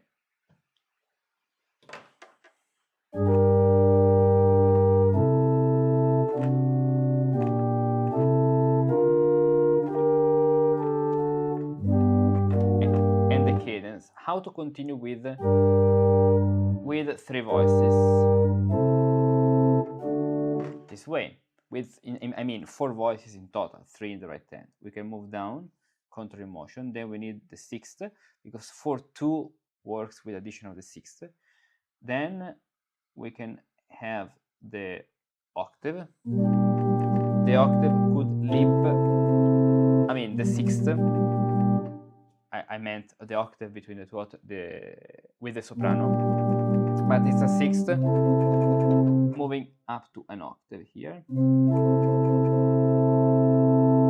Then contrary motion to be flat. Then here tan tan, and ready for the cadence. Even a passing tone could make it better. This way.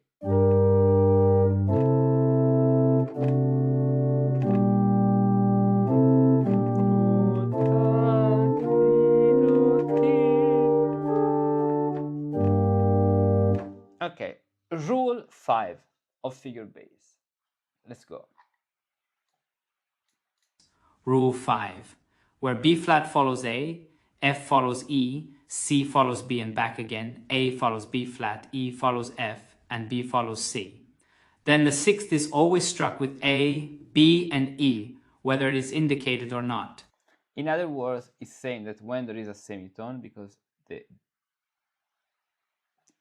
it's the semitone, the essence, so a mi fa, mi fa, mi fa, mi fa. We have to play the 6th on the mi, even if it's not written, even if the 6th, which is the subject, whether the 6th is indicated or not. There's an example, I guess, after. Okay, no, it does not provide an example. So how to write figure bass that way? So if I want to show you an example now, if I want to show you the other voices, how can I write them without taking another piece of paper? That way. I can use the symbols, so the numbers. For example, let's say that we start this way. So I'm going to play 3, 5, 8, and Samber, another treatise. It's a surname, but you know, we say we're reading it, we're reading Samber. Okay, does something very useful, because if he writes 3, he means the real third over the bass. But if you add a line, this indicates that there is one more octave. So there is an octave, and then the third. And this number then consecutively 3, 5, and 8. 3, 5, and 8. This becomes 6, 3, and 6. So I'm going to write 6, 3, 6. Then I'm going to write 8, 3, and 5. Then 6, 3, 6, 6, 3, 6, 8, 3, 5, 8, 3, and 5. Then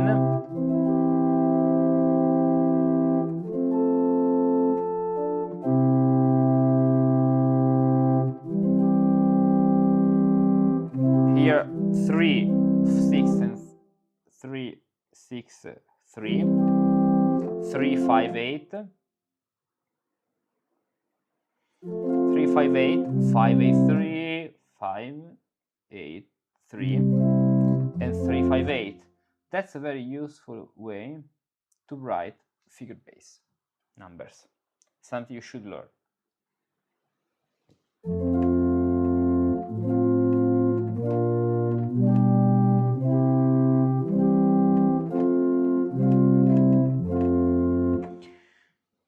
Even here, so here we have something much more more elaborated, because we don't have a simple mi fa, but we have fa mi fa. Fa mi fa. Fa mi fa do. Fa mi fa do. Mi fa. Fa mi fa could work the same, but mi fa do sol do. In that case, we'll do the same. So maybe let's start with another position with 5 8 3. 5 8 3.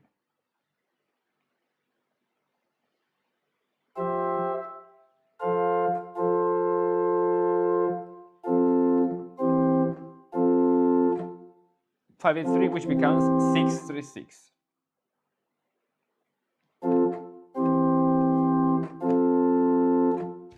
And then 5 8 3.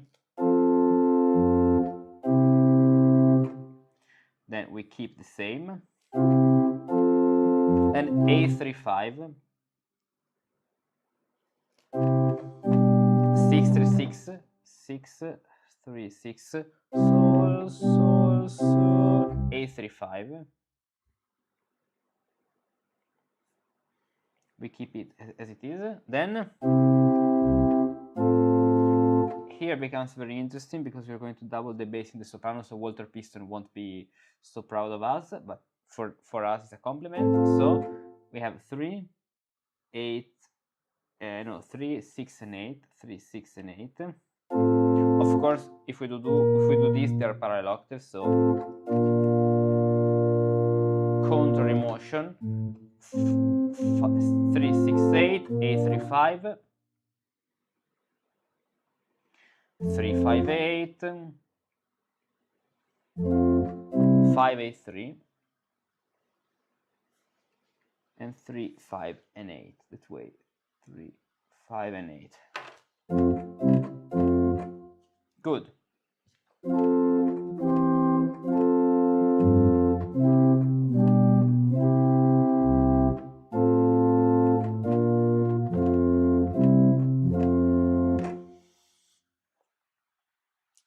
Let's see how many rules are there, because we can dedicate this part to these rules. No, there are so many rules, eh? No, okay, yes. We can see if we can arrive at this point. So 1 page, 2 pages, 3 pages, 4 pages. Yes, we should be able to arrive there at the end of the chapter. Rule 6. Rule 6. It should be noted and carefully observed that the major third must always be struck on the last prolonged note, tierce de Picardie. Even if the entire preceding Gesang piece has been in minor. This is... the tierce de Picardie does not exist. It's a modern invention.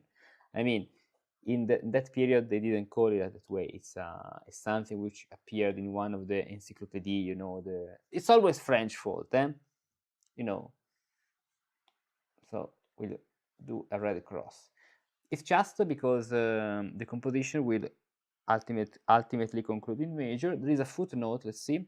Need does not always use the tierce de Picardie in his examples of the minor modes. See the musical examples to the rules, and okay, blah blah blah.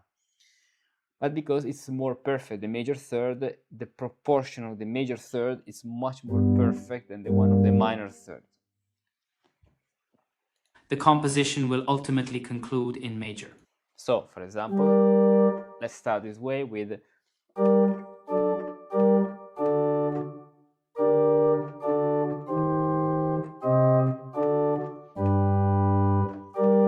we have 8, 3, 5.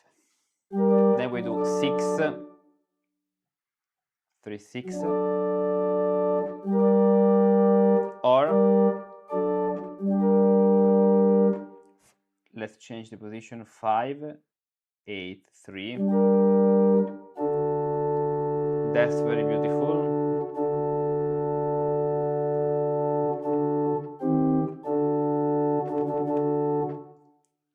Eight, 3 sharp, 5.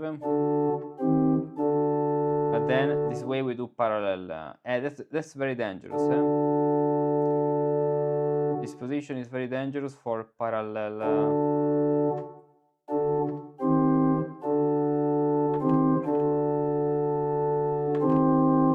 So we need 6, 3, 6. Then 3, 5, 8, flat, 5 and 8, 8, 3, 5, and 5, 8, 3, this way. So,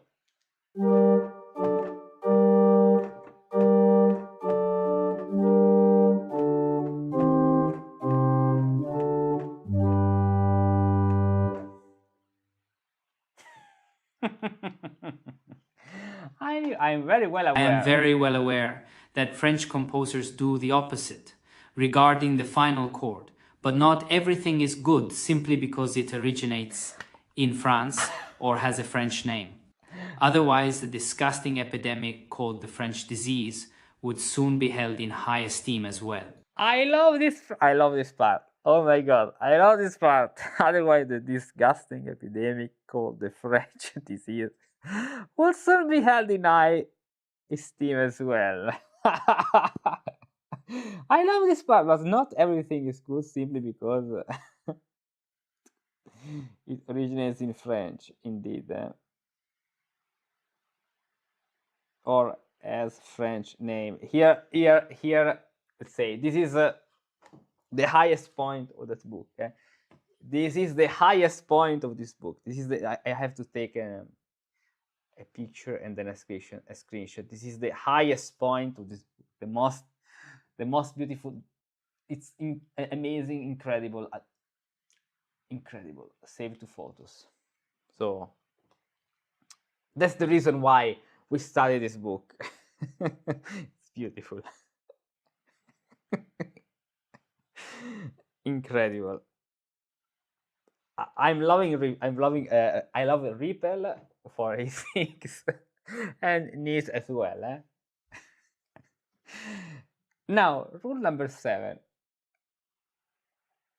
There are too many numbers here. I don't know how it's going to be. Rule 7. Let's see. Where cadence clausule, cadence patterns are written, such as 7,653,443. No, that's not 7 million. Okay.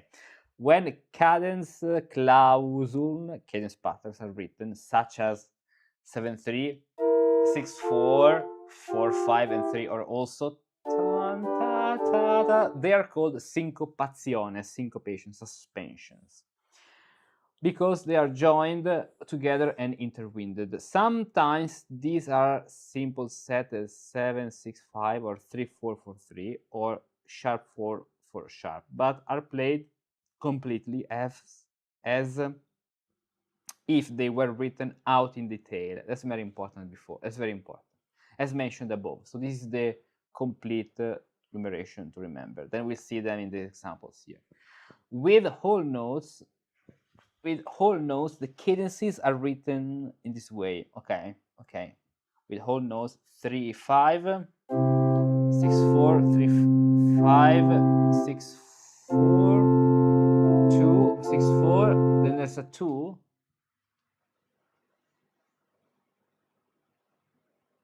I don't understand this 2 because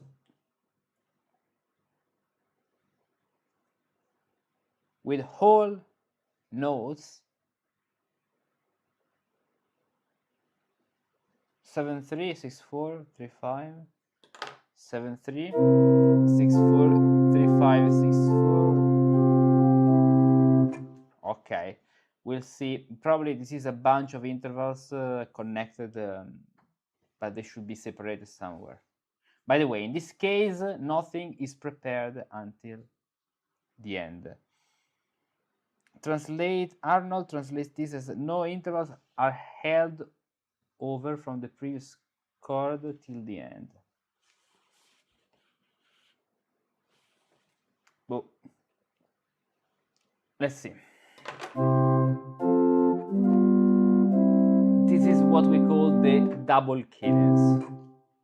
In the end, fa, mi, re, do, double cadence, do, and mi, fa. The other one, 3 5 6 4 4 5 3, or even faster. This is written in a faster way. We should even add the sharp, but since it's a cadence to G and the double cadence is implied, of course you need the major third, both in minor and major modes, where this 6 means 6 4 and then 4 3. This is the part which is implied, let's say. But it's implied because it's in a cadence framework. So it's the cadence framework here which has the most important authority. Then let's complete the fucking fourth voice, please. Do, fa, re, sol, fa. Okay, it can be written this way as well. 3 4 4 3, where of course here there is a 6 and then a 5. Sol, fa, fa, mi, fa, la, sol, la, mi, la, sol, la, sol. Ah, okay, probably is saying the final, with whole notes, the cadences are written. Probably this, let's see if this number refers to the final cadence. No. Here, very interesting.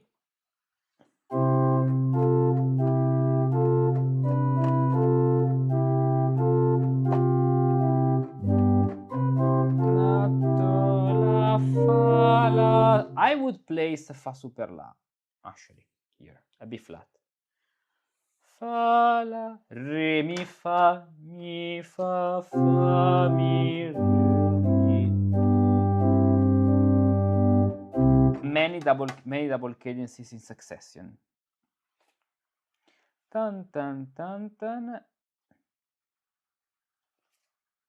No, but the end it seems to be the same, eh? Look. 3 5 4 6 3 5 4 6. Indeed, 3 5 4 6 3 5 4 6. Then we have 2 3 with a 7, so the 7 should be on the top of the 2 actually. Then we have these. Let's change the color. We have these 2 3 with a 7, so it is 2 3 with a 7. It's there. 2 3 with a 7. Then it's followed by 6 4 3 5 6 4 6 4 3 5 6 4 3 5, then 6 4 5 4 and 3, and we have it 6 4 5 4 and 3, where this should be major, of course, but it's already major by the key. So probably this refers to the last example. In this case, nothing is prepared until the end, where the final cadence arrives. Okay, let's read the NB.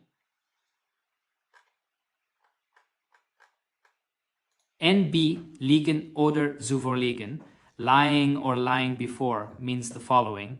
If in the discant I have played a note to be struck with the bass, and if this same discant note continues to be present in the right hand with the subsequent bass clave, figured bass.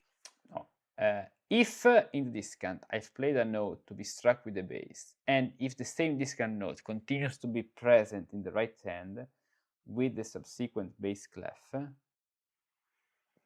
figure bass note, then I must not lift the finger of the right hand. Okay. Basically here, so it's talking about that G. Wherever such a figure is written, it must be prepared. This must be carefully observed here, because there will be more on this lying, or lying before, to come later, where it will be made clear through example. Let's see. NB liegen oder zuvorliegen, lying or lying before, means the following.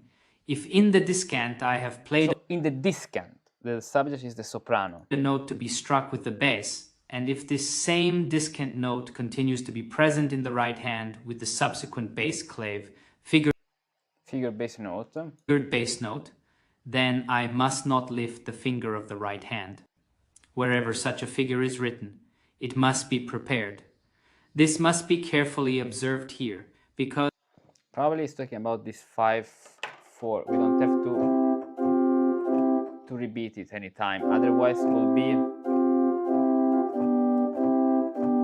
too annoying. But don't lift the finger, keep it where it is.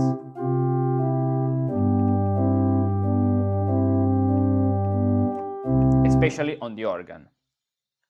Rule 8. Rule 8. Where fast or flagged notes are written in the thorough bass, neither the third and fifth, nor any other figures, if there are many written above, need be struck with each note, but a chord need be struck only on the first note of a half measure or quarter note. The other notes are called Durchlaufer, passing notes, because they pass by almost unnoticed. For example,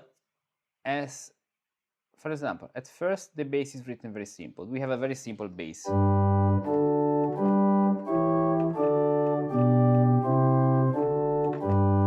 Then and now it is varied with diminutions.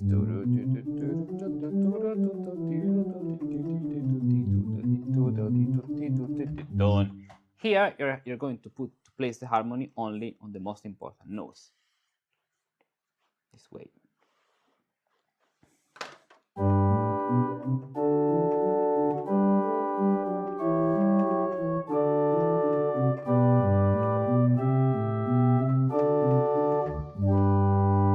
Correct. If we want to continue with the 4-voice texture, here we'll add an E, moving to F. Then we will do the G this way.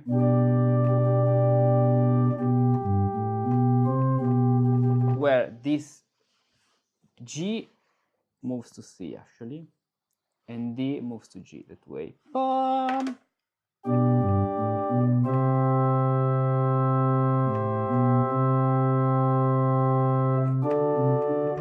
Correct.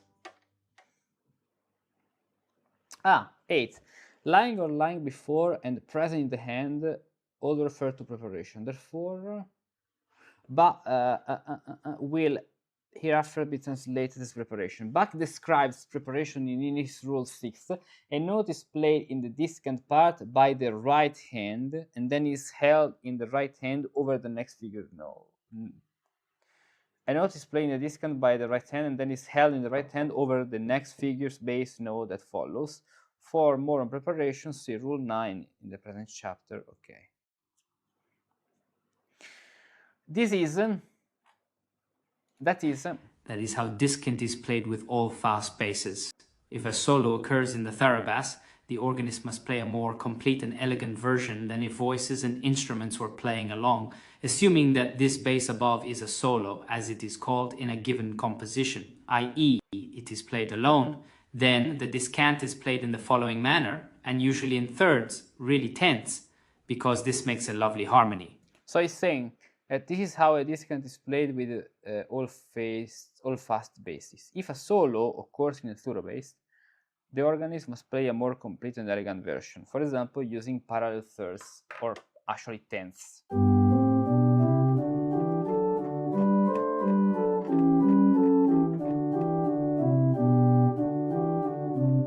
I would consider this to be a mistake. I mean, it can be admitted in figure bass because it's like you're not really playing three different voices. I mean, yes, you could do your best to write three different voices, but this note would be an escape tone. It seems more that it's the soprano and the middle voice, they do one single melody. To make this better, because I don't like this passing tone, this escape tone, considering that the harmony is D major, we could do a D at the place of E, which makes a 6-4 harmony.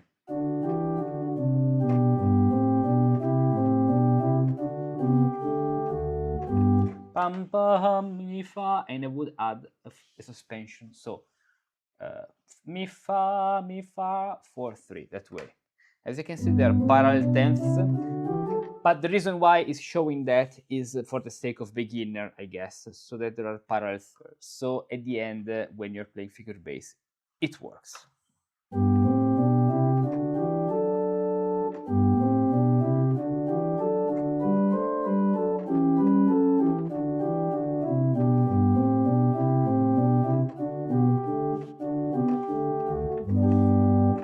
Now, rule 9. Let's see. Rule 9. When a fourth and a third are written next to each other above the thorough bass, the fourth must always be well prepared in the fingers by the preceding note that is retained from the previous chord, the third being struck later.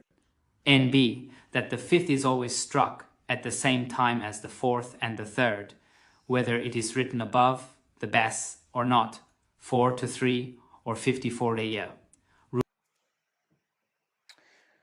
This is about the preparation. So if we have a fourth, which is a dissonance because related with the bass, we need the PSR, preparation, suspension, resolution, prepare and played in the same voice. When a fourth and a third are written next to each other, so horizontally that way, above the third bass, the fourth must always be well prepared in the fingers by the preceding notes, the third being struck later, after the third as the resolution. Note NB, that the fifth is always struck at the same time as the fourth and the third, whether it's written above the bass or not. So even if it's not written the fifth, it should be present.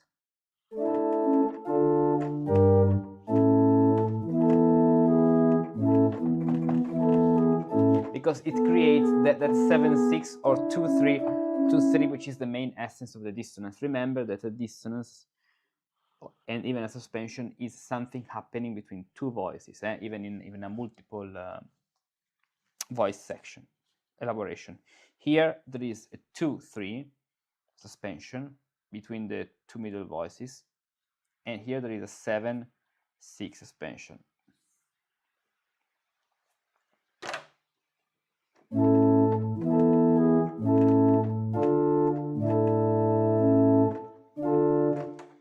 So even here, PSR, preparation, suspension, resolution, and then preparation, suspension, resolution, as you can see. Good. Another 2-3 between the two middle voices. Okay, rule number 10. Okay, is there something to read in a footnote? No. No. When a second and a fourth, maybe it's short and maybe it's better if I read it. When a second and a fourth, sometimes also a sixth, so second and fourth, sometimes also sixth, are written above one another, nothing is prepared. Instead, it is just an ordinary chord. Why? Because the preparation is in the bass. It's a tight bass, so nothing is prepared in your playing the figure bass. adds, it is true in part 3, chapter 1, it is true that nothing is prepared in the upper voices, yes. But the bass, here the seventh, is held over prepared. Indeed. Bach writes, and the 2-4-6 is resolved through the 6-5 chord when the bass descends half a step. Illustrating this resolution in a musical example. Now,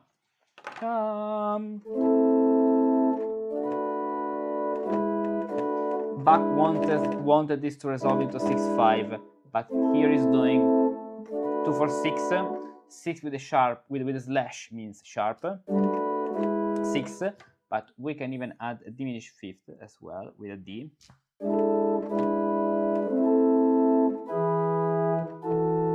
2-4, okay, correct. It's better if we add the sixth.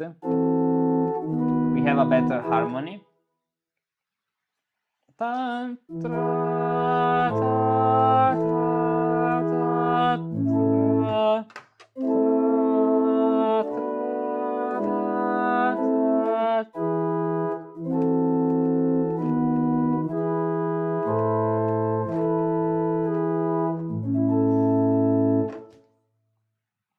Okay, the last two rules. Rule 11. When a fifth and the sixth are written above one another, the fifth must always be prepared, so above one another this way. The fifth must always be prepared, and only the third and the sixth are struck. Basically, you prepare the fifth and you struck the other note. What does it mean? It means that it's like if it is tied, okay, and what you have to struck is the third and the sixth.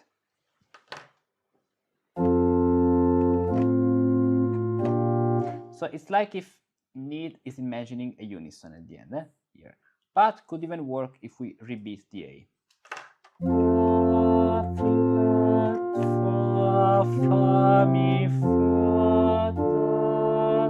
Even here, we could keep the F, and the 5-6 is, so this is the fifth, so this is the note which must be prepared. Preparation, suspension, and then the resolution actually arrives on the C sharp. But why do we need the preparation? Because even in that case, there's a suspension which is usually a 2-3 or a 7-6. Here it is. Between the two upper voices, there's a third followed by second and then followed by a third. So P, S, R, and even here between the two middle voices, P, S, and R. 2, 3, 2, 3, 2, 3, that way. Let's play this example.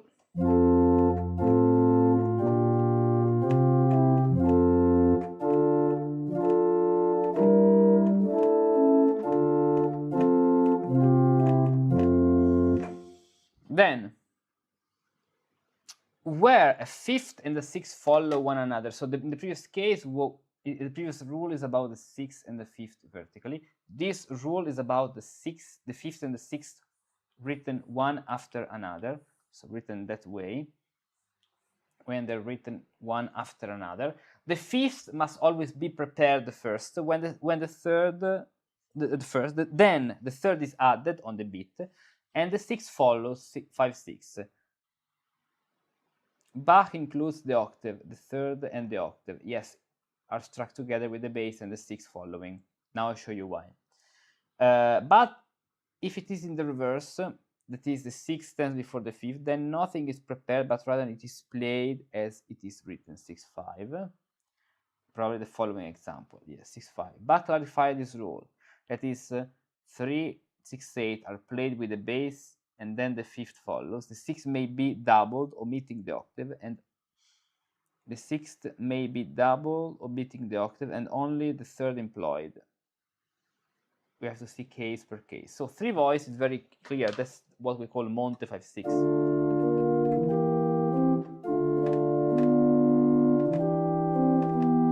Here, Neath continues with 3 voices.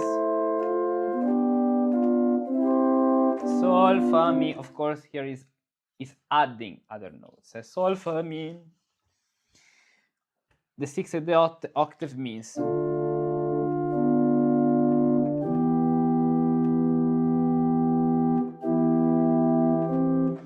that we can have this voice singing ton, ton, ton, ton, ton, ton. The extra voice can do this. The fourth voice, fa, sol, mi, la, fa, fa, re, sol, mi, la. Then could do re, fa, re, fa, sol, where this voice moves here. This is the green voice. Fa, sol, fa, mi. The soprano, fa, sol, fa, and the two voices cross a little.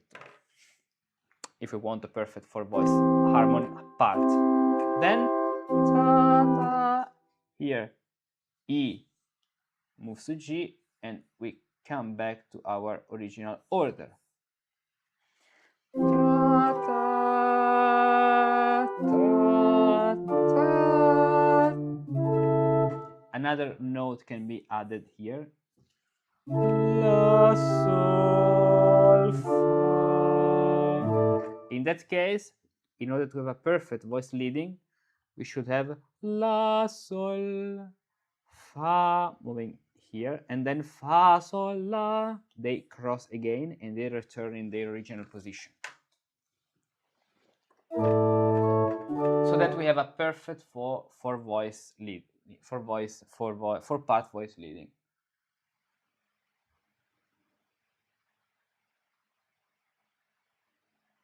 Someone right?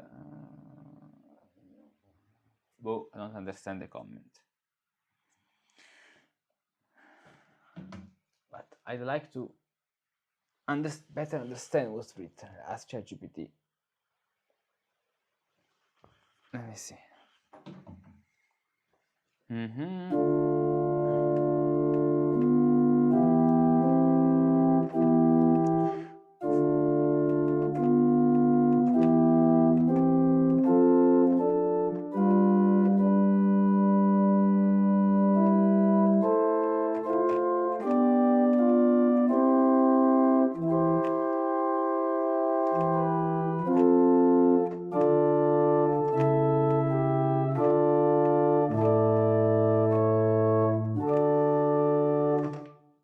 Rule 12, the false count, the diminished fifth, 5 with the flat, must always be prepared. True and not true. What does it mean? Must always be prepared when notated, and the sixth and the third are struck along it, whether figured or not. But here, as you can see, we have no preparation in that case of the diminished fifth, because the diminished fifth is G and it's a right. Or maybe he means, okay, we are hearing in the previous chord, then we just struck it on the half beat, but at the end it was present before. Probably that may be the reason.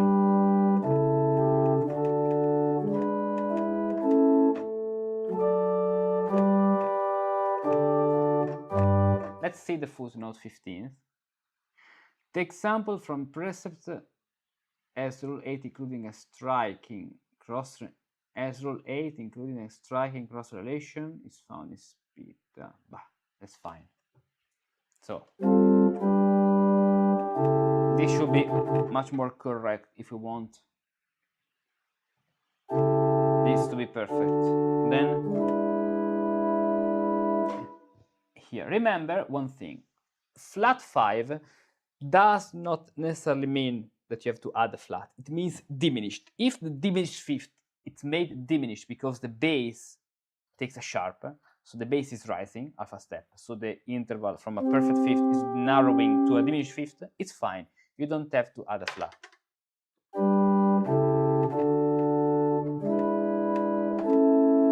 Then we can leap to that position with a D. And the final cadence. And finally, we conclude this chapter. Good. In the next video, we'll start chapter 9 toward, I think, the end of the book, because chapter 9, 10, and then there's 11th, 12th, and so we are, and then the closing. So closing is page 87th of the document. We are at page 76, so just 77th actually. So 10 pages, and we have finished the first book. See you. Bye.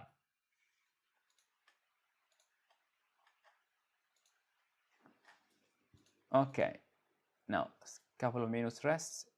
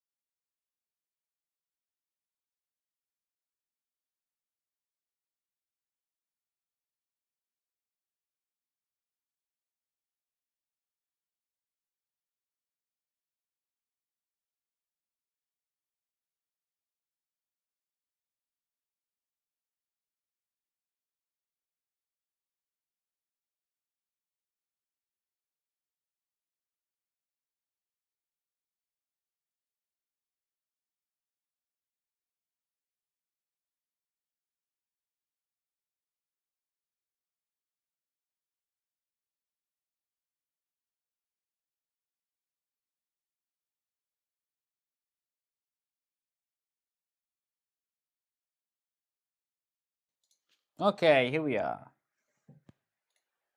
La, la, la, test. Ah, ecco perché era basso. Ok, ricominciamo. Ci siamo, ci siamo. Gesem, gesem. Hello musici, let's continue our journey with NIT, the musical guide, the first part, the first book. We are in chapter 9, so about thorough bass. Chapter 9, a few remarks on the 7th, 9th, 11th, and other appearing with these. Rule 1. Let's go.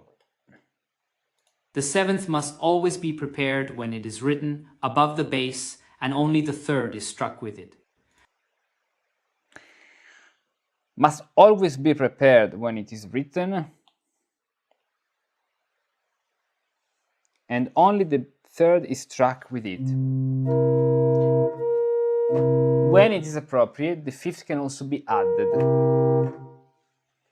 Now, let's see. In this chapter, Niet omits the word rule before his numberings, although in PT 2, he does refer to these 8 items as rules. Thus, the word rule is added to each item number of the present translation. CPT 2, Chap 1, Part Section 23, and FF.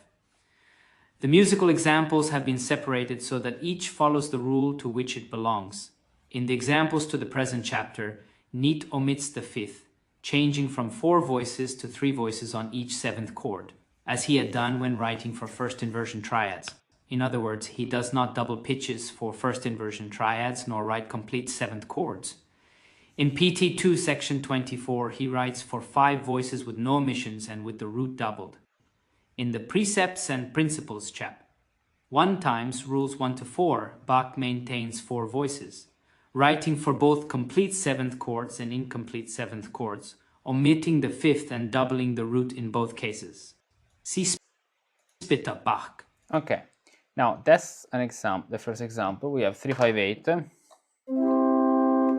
then 6, okay, 7, 7, 7, 7, 7, 6, 8. So 3, 5, 8, then it passes to 3-part harmony, where this note, as you can see, is prepared. So then let's color with red the notes which are struck, the 3rd and the octave, so the bass, then the bass and the 3rd, the bass and the 3rd, the bass and the 3rd, the bass and the 3rd. The other notes, green, let's say this, this, this, and this, they are prepared, so they're not struck. You can struck them, of course, especially if you're playing on the harpsichord, but on the organ, since it has a continuous sound, it's much more pleasant if you make them continue.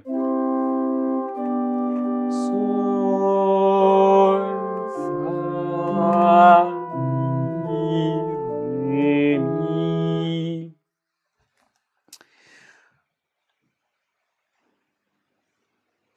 If we want to add a 5th voice with the 5th, so singing, for example, the 5th, we could have this, or better, a unison from G, La, which is the octave, La, octave, 5, octave, 5, 8,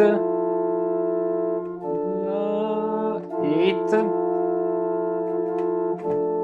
then it should cross somewhere. For example, it could do this, pam, pam, for example. Okay. Now let's go to another case. Let's go to the second rule, where a 7th and a 6th follow one another. The 7th must always be prepared. The 6th is then struck with the 3rd, 7 to 6.3. 7 is not 6.3, it's 6, 7 to 6. Where a 7th and the 6th follow one another, the 7th must always be prepared. The 6th is then struck with the 3rd.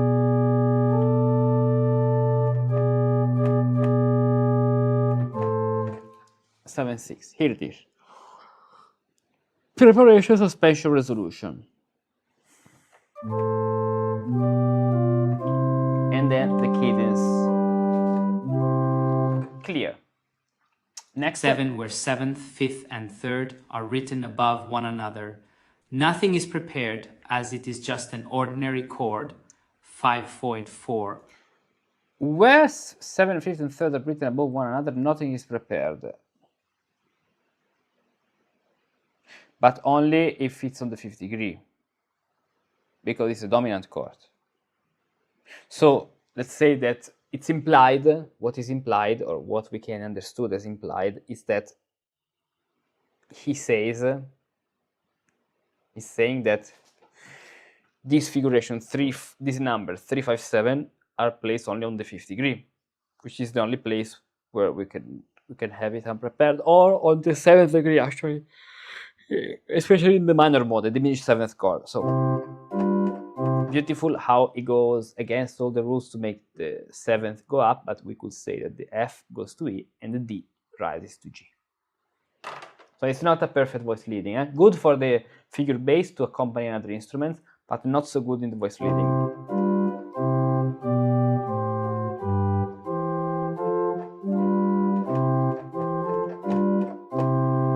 Fa, mi.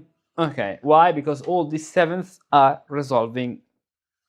They seem to resolve ascending, but since an F is present, an E is present, an F is present, and an E then is present, we can conceive this as voice crossing. Okay. Then, there is a footnote. Plus, Neat adds the following statement to this rule in PT. 2. Chap. 1. Section 23. This is true, but if one is meticulous, then one will find that it could always have been prepared. But since it tickles the ear, This is true, but if one is nitpicking, then one will find that it could always have been prepared. But since it tickles the ear, such a liberty was taken. In the present example, the unprepared 7ths are in an inner voice and may not tickle the ear. Okay. Rule 4. When a 7th, a 5th, a 4th, and a 3rd are thus written above and next to each other, the 4th must always be prepared as mentioned above. The 7th and 5th are struck together, with the 4th being held in the meantime, and then immediately 7.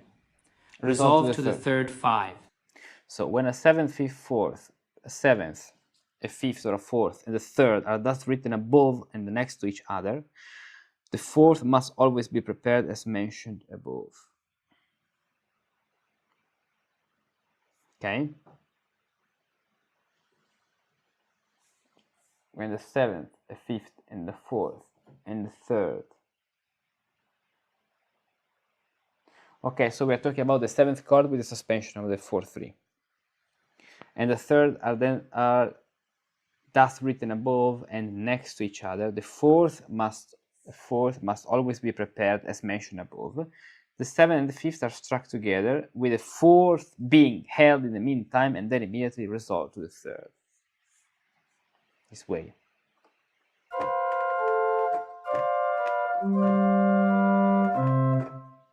Let's see.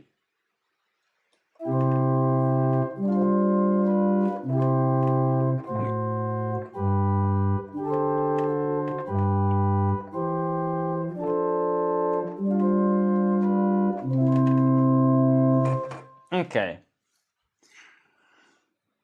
So 4-3, the preparation of the 4-3 is here. Then Sol, Fa, Sol, and Fa. Fa, Mi, Fa. Because then it creates a 7th, because there's a 6-5. So the 5th must be prepared. Indeed, C is the 5th. And so preparation, suspension, resolution. Here it is. Good. And there's the same problem of the 7th. Probably for a practical reason, Neat makes the 7th rise. Okay, just for having the full chord, the full harmony. Rule 5. Where a 9th and an octave are indicated, the 9th must always be prepared, and the octave is struck afterwards. The 5th and 3rd can be struck along with the 9th and octave, 9 to 8.5. Okay, so when the 9 and an octave are indicated this way, so we are talking about the suspension 9-8, the ninth must always be prepared and the octave is struck afterwards. Mi, re, sol, fa, fa, sol, fa, mi, fa. So here is combining 9-8 with PSR with a new PSR with for the 7-6, 7-6, going there to diminish fifth, which is a dissonant preparation of the following 4-3. PSR. Then using a little, let's say, escape tone. And so it sounds like an appoggiatura, but at the end it's present there. Okay. Or also when a ninth and the seventh, a seventh and an octave and the sixth are written thus, so 9-7, then the 9-7 is prepared, comes first, and the 8-6 is struck afterwards. So we are talking about double suspensions. Both notes must be prepared from before.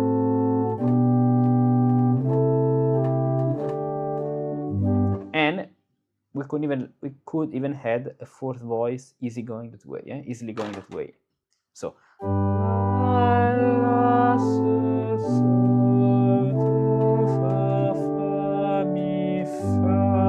here it is. Rule 7. At times, the figures for an 11th, a 9th, a 10th, and an octave are also written above one another in this manner. 9, 11, 8, 10. In this case, 9, 11 is prepared, come first, and 10, 8 is struck afterwards. So there are three kinds of double suspension in general. There are the 6-4, the 9-7, and the other one is the 9-4. 9-4 written this way. Sometimes, you know, the fourth plus an octave is an 11, so we can even find it written that way. Imagine that the ninth remains what it is. And then there is the 11th, which is the fourth, to the 10th, which is the third, and the octave below. So even in both cases, we have to prepare both notes here in the two upper voices. And something we can put is the third or the fifth. If you want to add another voice, I mean, this is fine, but if you want to add another voice, you may want to add the third or the fifth. The fifth has a nice effect at the end.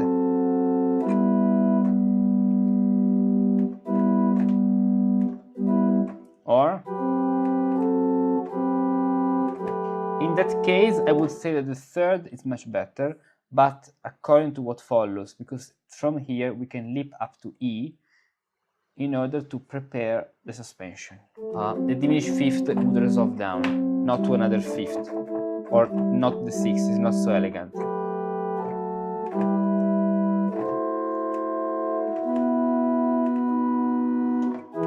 Here it is. Rule 8. When the seventh, where the seventh and the fifth are written above one another, when the seventh and the fifth are written above one another, such a chord or such figures must be prepared in this way. So where the seventh and the fifth are written above one another, such a chord or such figures must be prepared in this way. Interesting. So with 7 and 5, he wants that both 7th and 5 are prepared.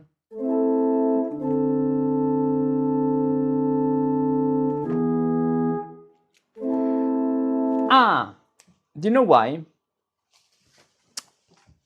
Got it. Because this 7-6, it's a kind of variant of the 6-5. If we place a 6-5, we will have this 7, the 7th place between the two upper voices. And because of the cadence,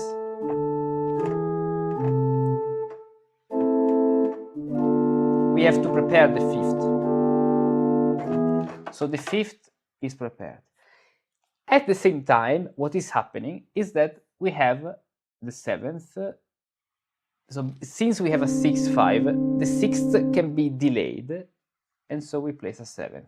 So the 5th follows the main movement of the 7th, of the preparation. And at the same time, we have the 7th, which is added. Okay, good. Here we can even add another extra voice. Fa, mi, do. Like that.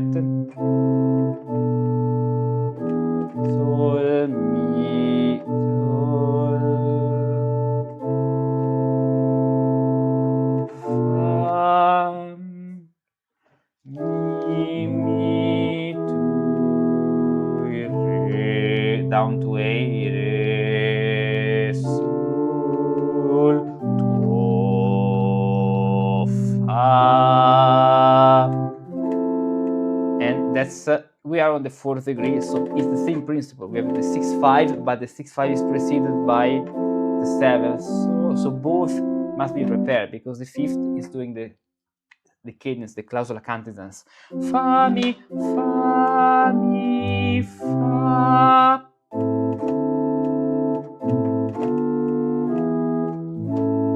Here it is. Mi, fa, mi, mi.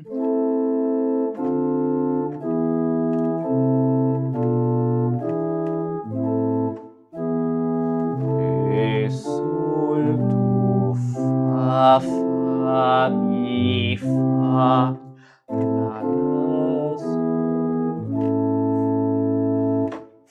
Then we have chapter 10, or higher basses and fugue in the thorough bass. So another video. Let's do this in another video. So in the next video, we're going to deal with chapter 10 on higher basses and fugues in thorough bass. See you. Bye.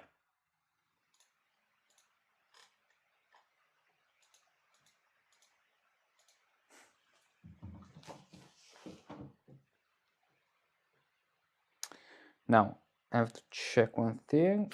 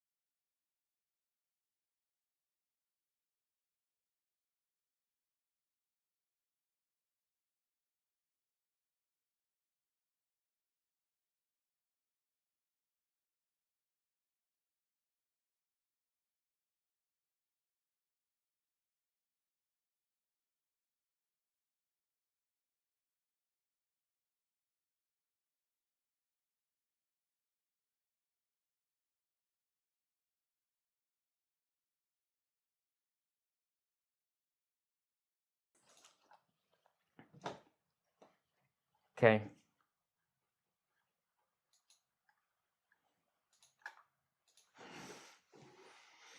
Hello musici, welcome to this new video. We are in chapter 10, almost at the end of the first part of this book. So, on higher basses and fugues in the thorough bass. Let's read it. The Grundstimme ground voice is not always written in the two low octaves of the bass, the great and small octaves. A higher, medium, or lower discant, also an alto or tenor, can take the place of the bass, can be the lowest part. Such a high foundation voice is then called basset or basset gen. Yes, we have already read this before. And that's an example.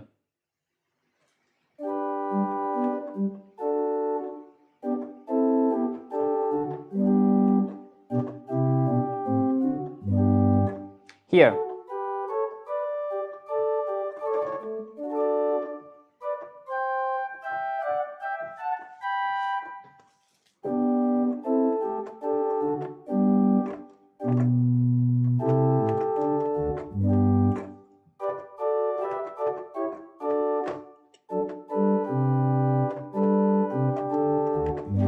Okay, what can we see which is interesting? That this part, the bassetto, the high bass, can be found here.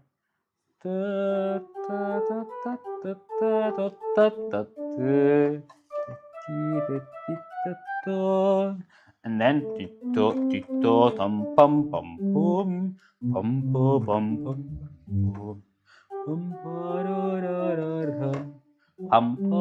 pum pum pum.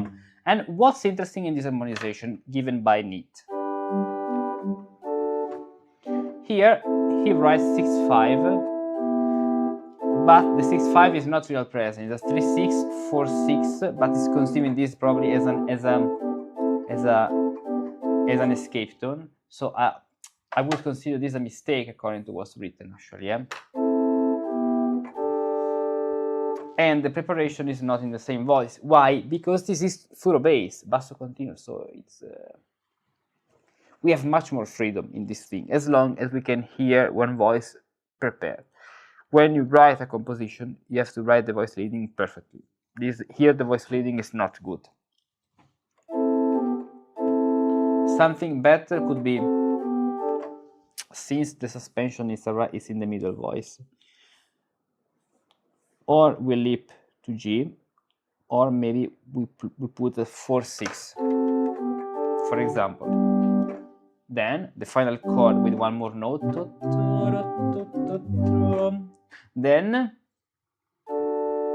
so interesting the fact that there is F sharp here, and this note is present as well. Parallel thirds, and is not playing all the numbers, as you can see. So the sixth is not struck, should be here the sixth. So in order to have a contrast between the three-part harmonization before and this bassetto, is using only two voice figure-based harmonization now.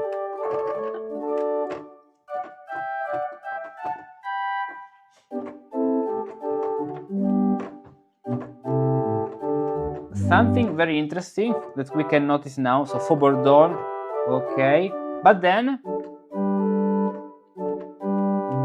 we can see how he's not harmonizing this G, this C as a 5 chord at the end. It's not doing, it's not changing the harmony there, but is considering this as an appoggiatura too deep.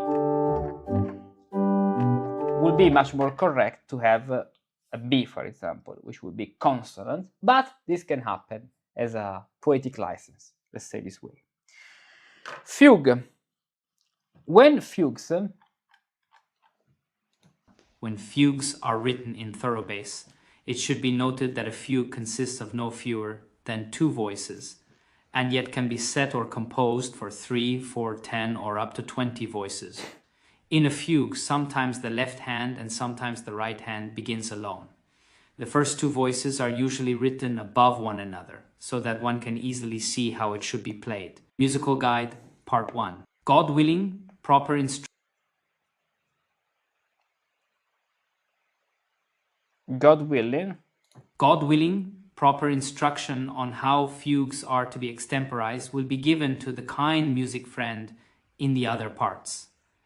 Up to now, we have been concerned only with the thorough bass. The whole art of how to play the thorough bass is stated above in these few rules and remarks. Okay, then there is chapter 11 about modulation at the end, and chapter 12, which is key signature, blah, blah, blah. Let's do this fugue. This is a 2-part fugue, so we are supposed to add only another voice. Let's do it. Let's do it now.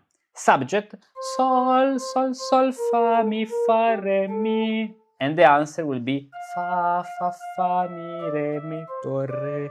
Strange answer, because we should have fa, fa, fa, fa, mi, fa, re, mi, according to the principles of the answer. So, sol, sol, sol, fa, mi, fa, re, mi. Parallel thirds, look how important are parallel sixths and parallel thirds.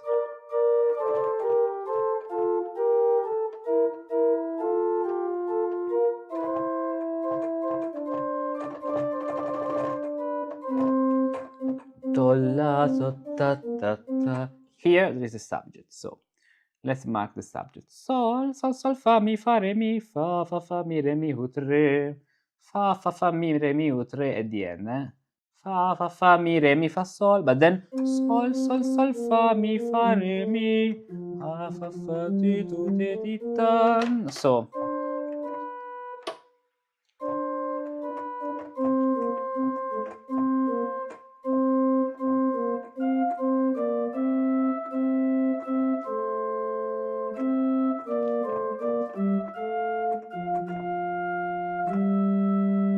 he says a seventh. Why? Fa, fa, fa, fa. Seventh over G. Fa, fa, fa.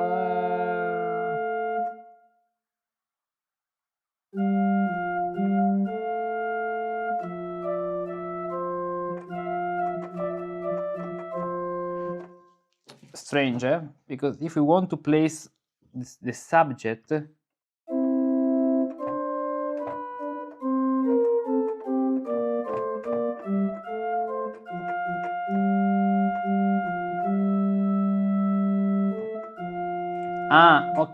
okay, so he doesn't want to place the subject here.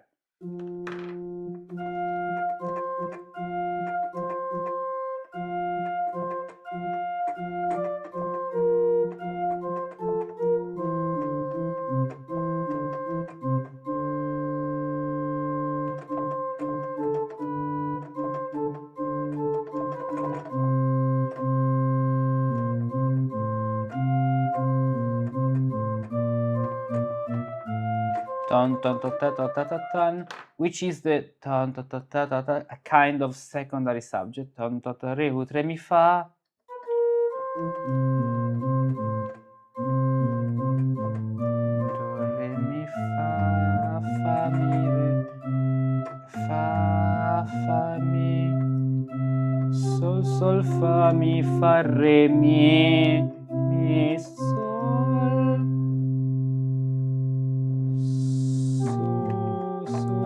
Sol, mi, fa, la, fa, fa, re, do, fa, mi, do, re, fa, sol, mi, fa, re, fa, la, fa, sol, mi, fa.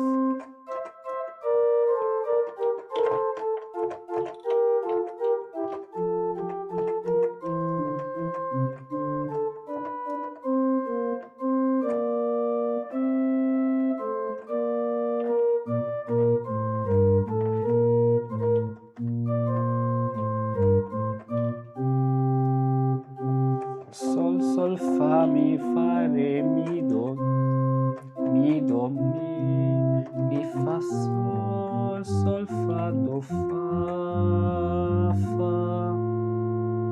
re, fa.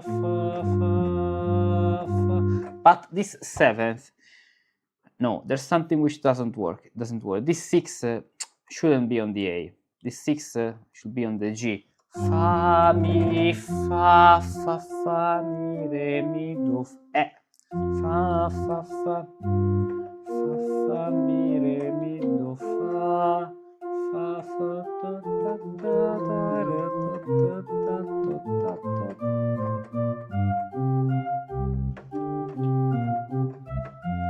And in the previous instances as well. Why don't we write the fugue?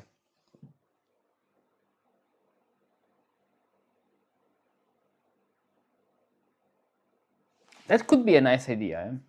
Eh? Let's do it.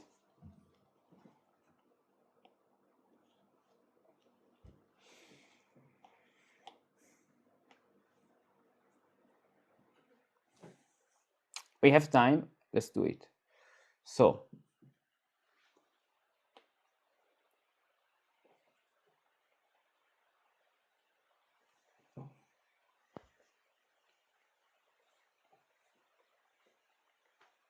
this way. Then we write this. We write this.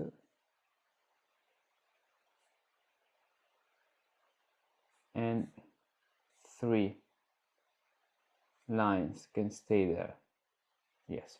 So 6 bar every line. Let's compose this 2-part fugue.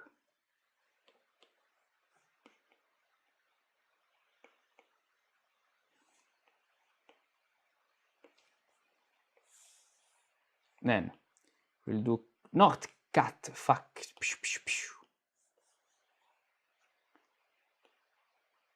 Copy. Paste.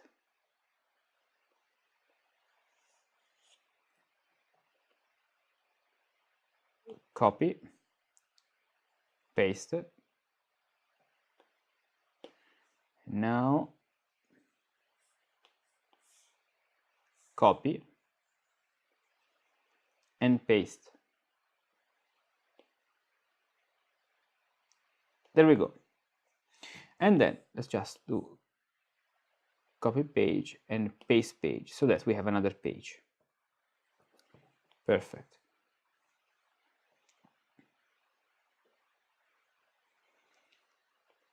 This is our time signature.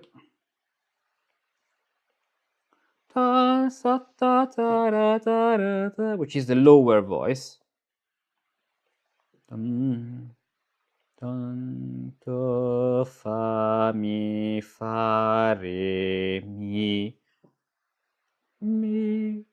tu re ut re mi fa and fa mi re mi ut ra fa mi re mi ut re sol mi fa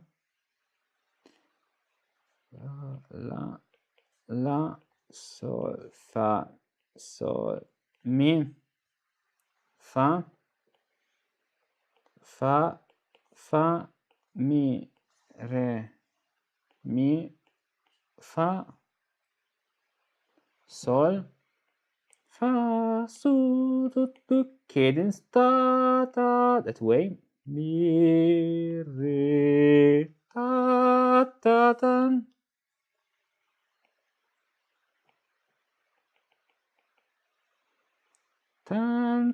and here the subject sol ta sol fa mi fa re mi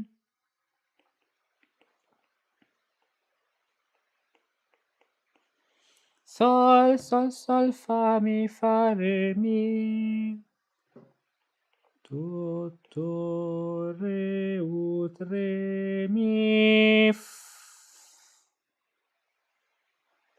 re ut re mi to fa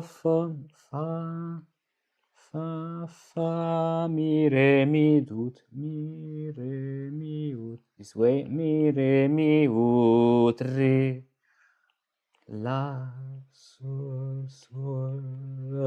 fa sol mi fa mi re mi fa sol mi re mi fa sol sol fa sol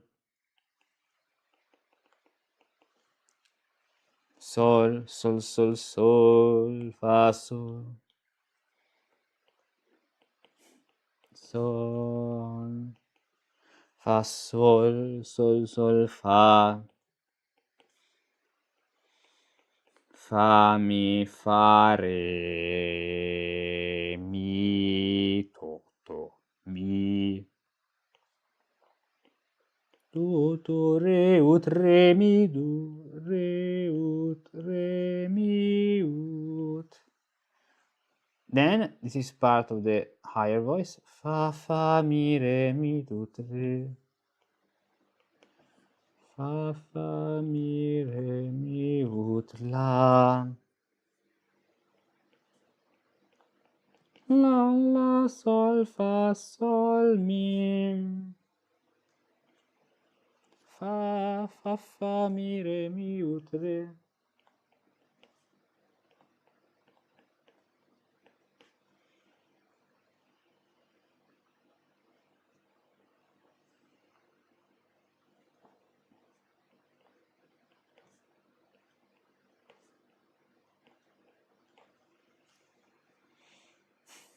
Sol, mi, fa, re. Mi.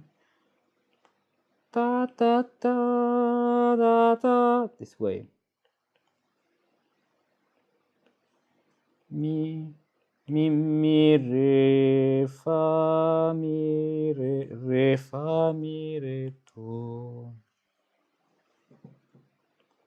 Mi, sol, sol, fa, mi, fa, re, mi.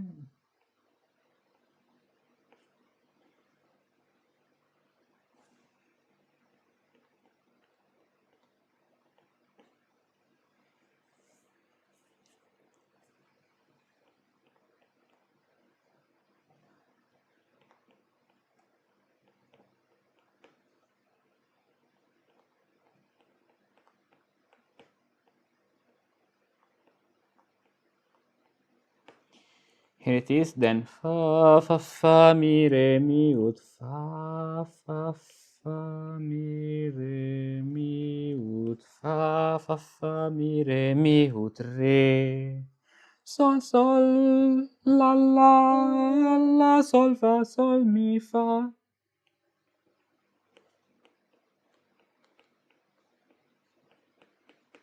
Sol, mi, fa. Fa, mi, re, mi, fa, sol.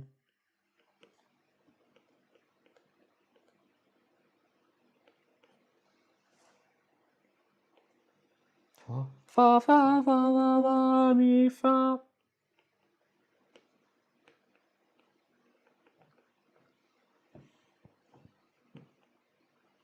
Fa, sol, sol, sol, sol.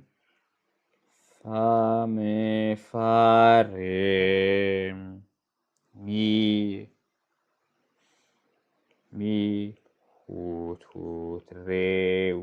re, mi, fa. No. Yeah, re, mi, to.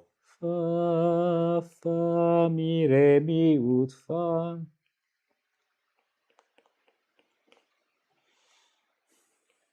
Fa, mi, re, mi, ut, mi, re, mi, ut, mi, re, mi, ut, fa, mi, fa, re,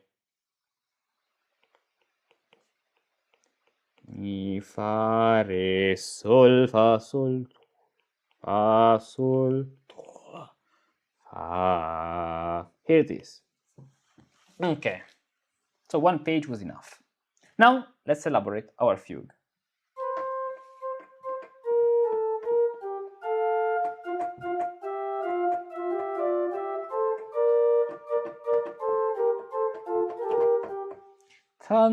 I like to add other notes here like this. I'm going to write with green the notes of my realization. No, green is not so light, maybe orange. It's clearer.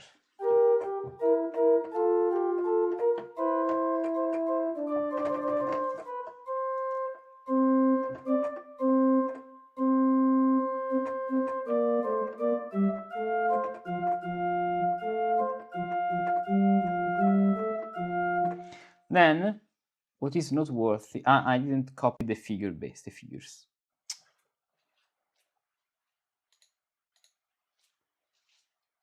The screen disappeared. 1 second. I don't know if because this is a trial version, it may be, or is something in the software, but it may be.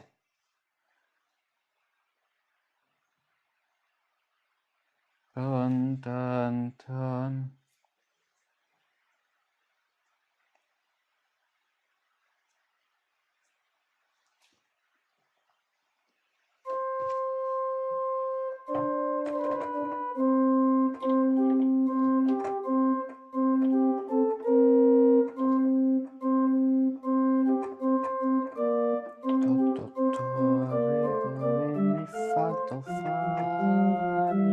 Fa. So ton ton ton ton ton ton ton to re, parallel thirds, re ut re mi fa ut fa ut fa, and the 6 goes on G. Fa mi fa.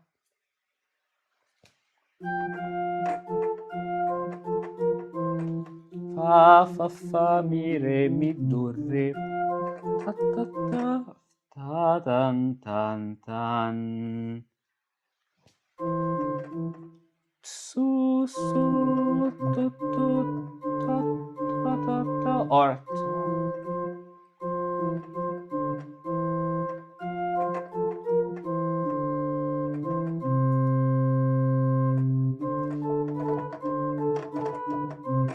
here I could do a little imitation of the head of the subject. Ta fa fa fa fa re mi fa re mi fa fa re mi fa do re mi fa do re mi fa fa. Rest. Let's change the register to have a better development of the melody. Ut re mi fa do fa re. Where are we? Re ut re mi fa do fa do fa la sol sol sol sol sol fa mi fa re fa mi sol sol sol mi sol fa mi fa re mi sol sol sol fa sol sol sol fa mi fa re mi. Here we should have sol sol sol, but we are doing in a homophonic way than the bass, so it's not so great. Re ut re mi fa do fa mi so ta mi so to fa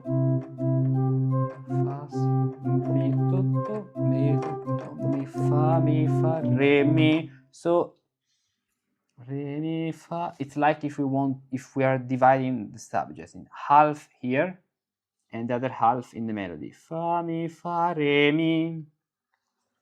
This can happen. Re ut re mi fa do fa do fa do fa mi so do mi fa re mi re do re mi fa do fa do fa mi ta mi fa re mi to mi to.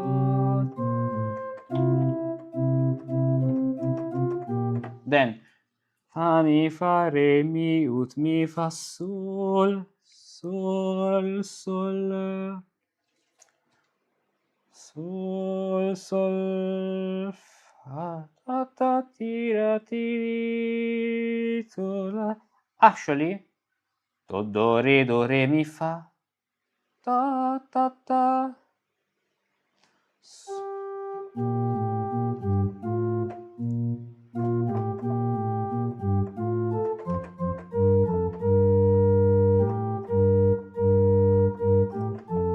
Ta ta ti ra la, ti, ta, ta, sol, sol, so. Fa, do, sol, sol, do, mi.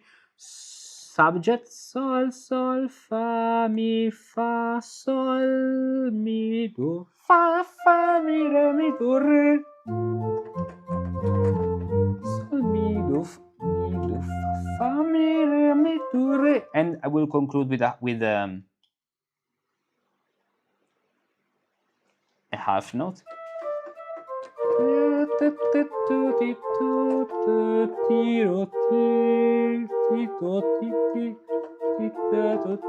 Sol, pop.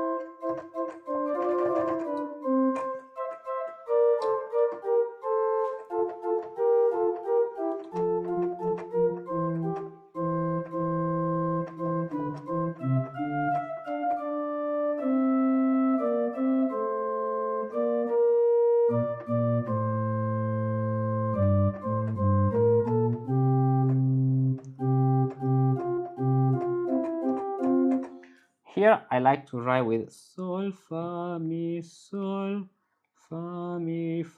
re, mi.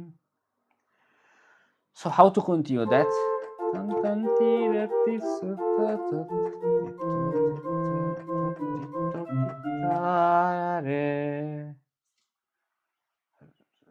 Re, mi, do, re, si.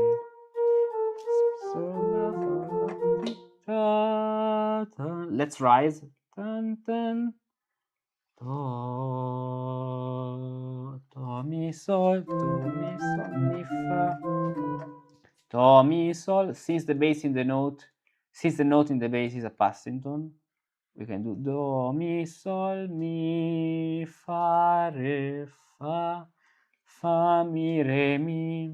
Parallel thirds, mi, re, mi, do, tan, ta, la, fa, la, sol. Sol, sol, fa, mi, re, fa, re, la, sol, fa, mi, re, sol, fa, mi, sol, fa, mi, fa, re, mi, do, mi, fa, sol. And we are here with the sixth. Mi, do, mi, fa, sol, sol. To do something different than before, so to do not repeat this section basically.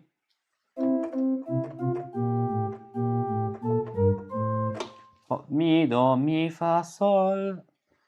Mi, do, mi, fa, sol, sol, do, sol, mi, sol, re, mi, fa, sol.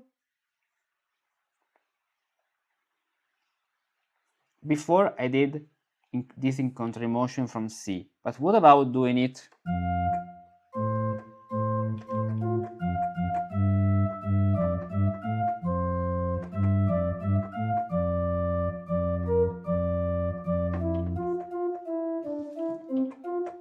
Doing it now from F. Fa,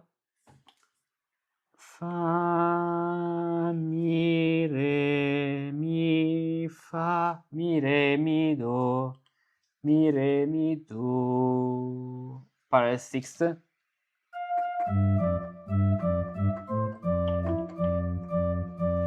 Re, mi, fa, la. This can work as imagine a passing tone arriving to the higher F, but a seventh down. Mi, fa, mi, re, mi, do, fa, do, la, ta, ta. Fa, re, mi, fa, sol. Rest, of course, rest and rest.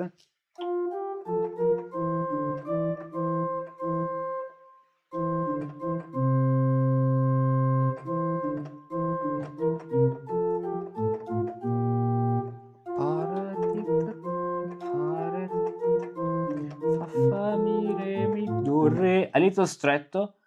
Sol, fa, mi, re, mi, ut, re. So, fa,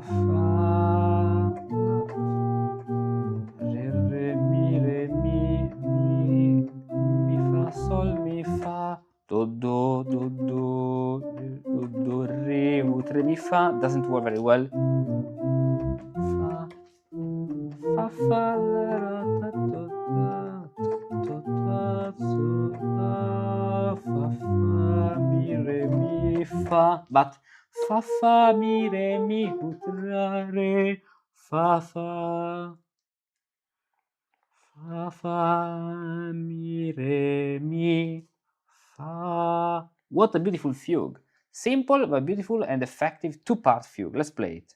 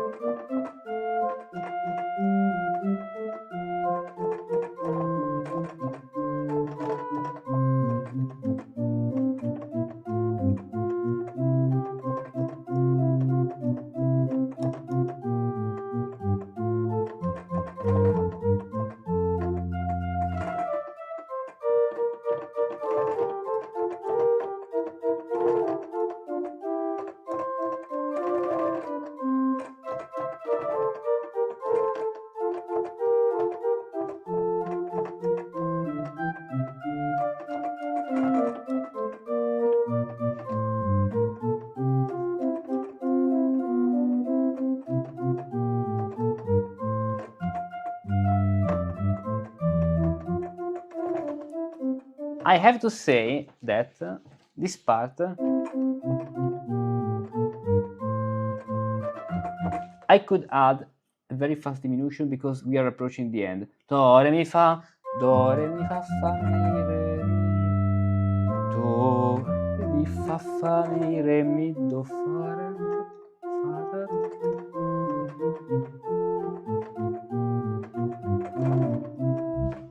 Very nice, very nice, very nice. Wow. So, there's chapter 11th and chapter 12 remaining to finish this section, and we'll do it in the next video. Maybe only one video, so we'll go faster because there are only modulation exercises. So, let's go. Bye.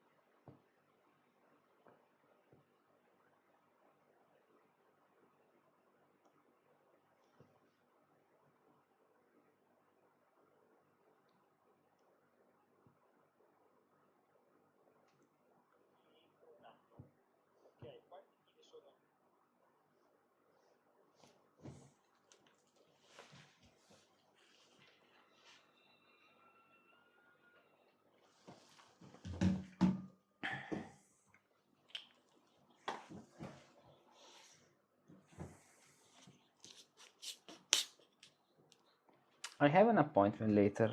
Let me see what time. Okay, so I have still maximum 1 hour.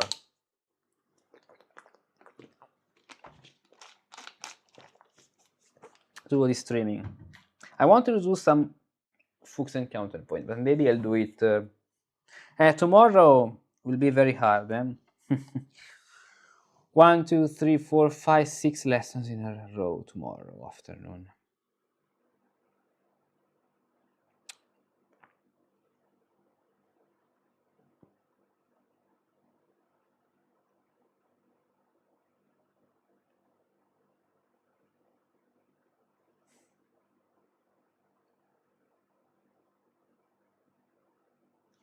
Yeah, but we can do it.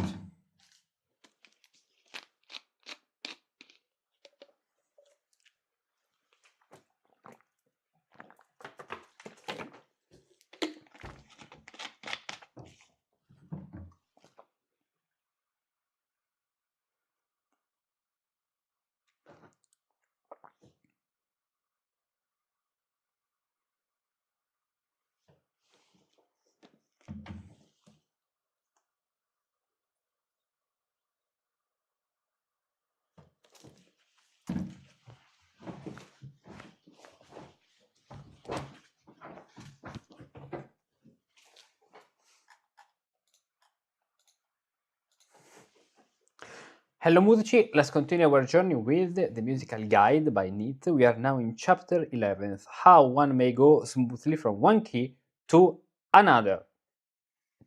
Let's see. How one may go.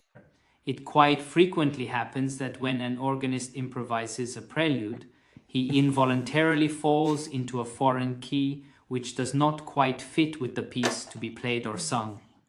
In such an instance, he must know how to slip out again, skillfully and yet imperceptibly, so that he does not stumble around and offend the ears of the listeners. For this reason, I want to include the following examples here. That's interesting because this is one of the examples of the main issues we have today in improvisation. When if you start doing modulations, you go very out. Unless you are Max Reger in this style, you have to stay. You have to at least be able to come back to the main key. How to do it? We'll see it now. So, he says, in this example, Neat illustrates a circle of tonal center arranged in descending thirds, beginning and ending in C major. Thus, C, A, F, D, B, G, E, and C. Major and minor thirds appear in alternation until B flat is reached, after which two minor thirds appear in succession. So because there is minor third, then major third, minor third, major third, minor third, and major third. Okay. Do, mi, fa, sol. That's a good exercise about modulation because we are going to find cadences. Let's see.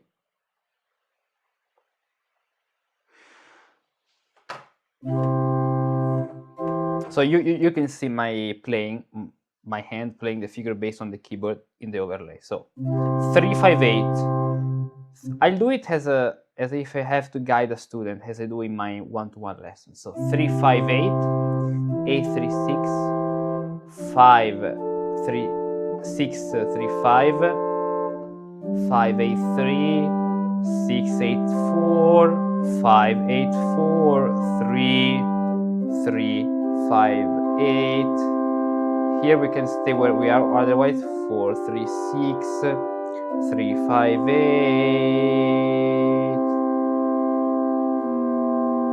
I think he wants you to harmonize only this note and this note, because then he introduces the...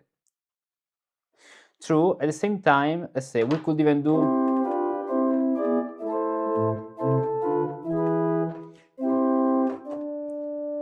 So 3, 4, 6, 3, 5, 8, 4, 6 sharp, 3, 5, 8, 3, 5, 8, 3, 3, 6, 8, 3, 5, 6, 8, 3, 5, 8, 4, 6, 8, 4, 5, 8, 3, 5, to A minor, 8, 5, 8, 3, 6, 2,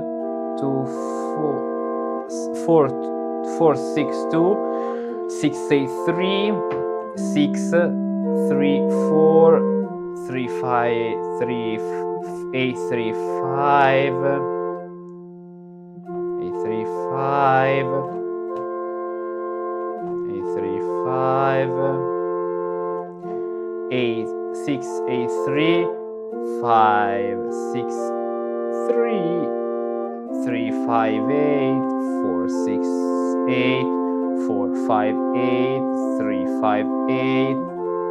And then actually it's the same thing, just transposed, because to Mi Fa Sol Pa to C major, ta ta ta ta ta ta ta ta ta ta, to F major, ta ta tu sol fa ti te fa sol la tu ti ti tu fa, to B flat major, then to G sol la sol, to E minor. Interesting. Do, mi, fa, sol, and at the end to C major. So let's go.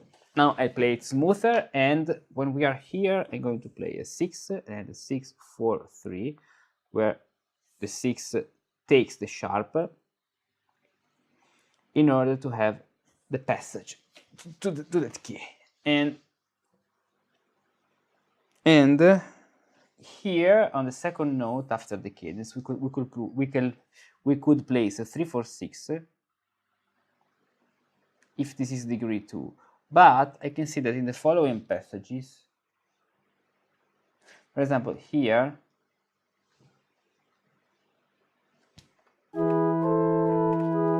since it's flat,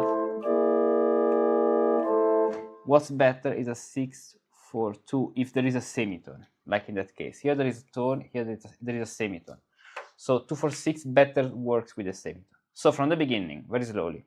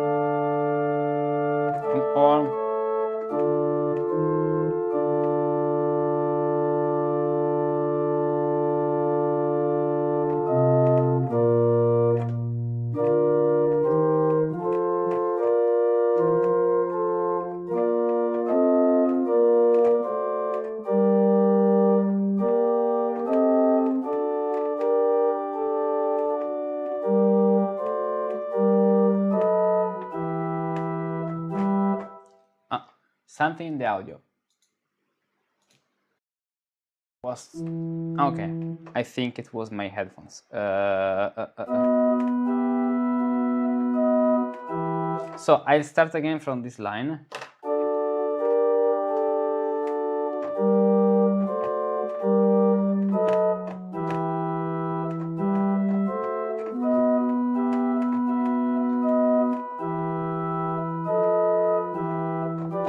Better to have 2, 4, 6 because there is a semitone. So 2, 4, 6.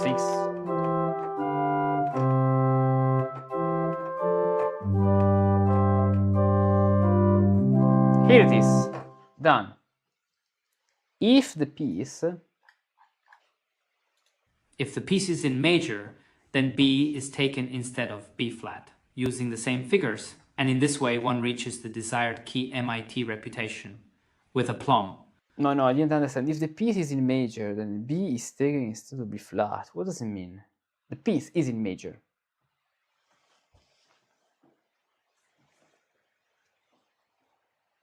Wait. If the piece is in major, then B is taken instead of B flat, using the same figures, and in this way one reaches the desired key MIT reputation with aplomb. Or to get even closer, one may strike the sixth leading tone in the next key V6 into which he wishes to go, quickly followed by the key itself or whatever else is suitable. Then he should closoliere cadence in that key with the help of the fourth 4-3 suspension. Okay. To the keys employed. Let's see. No, Schenkerian analysis. No, Schenkerian here, no. By the way.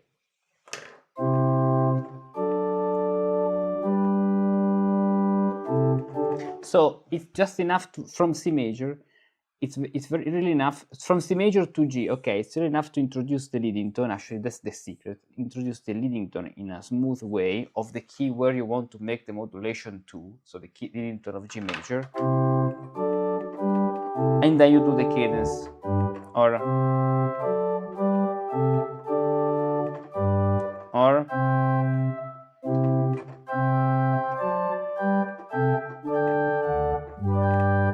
from G major to A minor,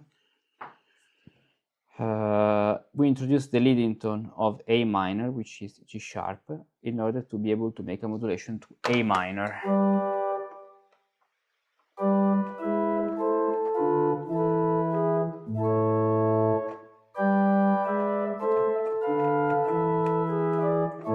aware that's a modulation to A minor, even though we have the major third. The keys? The keys employed represent modulations to keys of fifth or second away, some to foreign keys and some to closely related keys. Taken in succession, these are the tonal centers touched upon: C to G, G to A to D, D to E, A to F, F to B flat, and B flat to E flat, or... This is talking about what? This is point number 2. 40 suspension. Okay, let's go on. Then there are other examples in the following page. So let's play all of them. Basically from A minor to D, what happens from A minor to D? Okay, because A minor to D... because it does from C to G, then from G to A, from A to D, from D to E, I guess, from E to F, from D to E, from E to F. Okay. So we can play this as a one single exercise. From A minor now, we have to introduce B flat, of course. From D minor to E minor, from E minor to F major, from F major to B flat major, from B flat major to E flat major. Here it is. Or one can go through all tones, keys of the entire clavier in the following manner.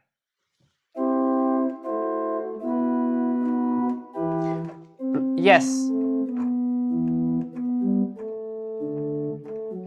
that's a very interesting trick, because you do 5, 6, 5, 1 in E minor, then 6, 5, 1 in D major, 6, 5, 1 in C major, with the help of the 6-5 harmony.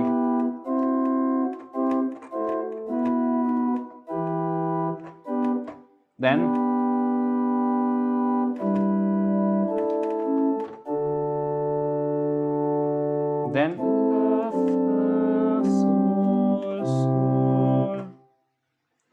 and so let's continue. Because in that case it says we are ascending. Okay, because it starts from C and goes to E, then from E down to G. So because they are, as you can see, descending sixths, it's like if you're ascending by thirds.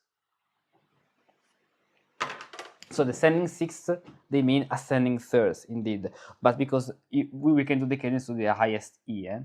Okay. So in this example, okay, neat is ascending. In the previous one, we had this exercise with modulation set in a descending third scale. Here in an ascending third scale. Okay, let's do all of them. From E minor to G major, then from G major to B minor, then from B minor to D major, then from D minor to F major, then from F major to A minor, from A minor to C major. Here it is. All of this is useful as well when one piece is finished and the next one is to be begun right away in another key. Yes. For it really sounds wonderful when there is neither rhyme nor reason in a clumsy performance. Chapter 12. For it really sounds wonderful where there is neither rhyme nor reason in clumsy performance. True. Let's imagine, for example, we finish a piece in a key in B minor, and then we want to do a transition to D minor for the beginning of the next piece. We don't have to play these just to D major. We don't have to play this as written, but to B minor. Or no, let's do something which is more contrasting. For example, from D major to F major. So we finish in F major.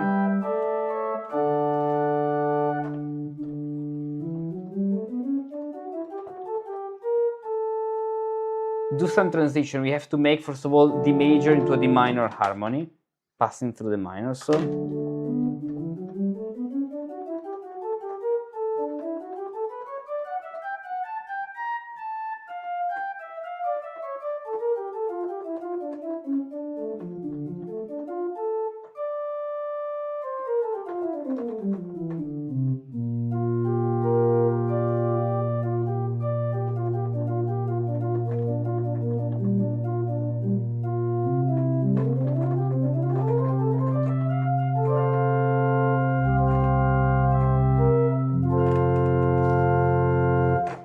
And then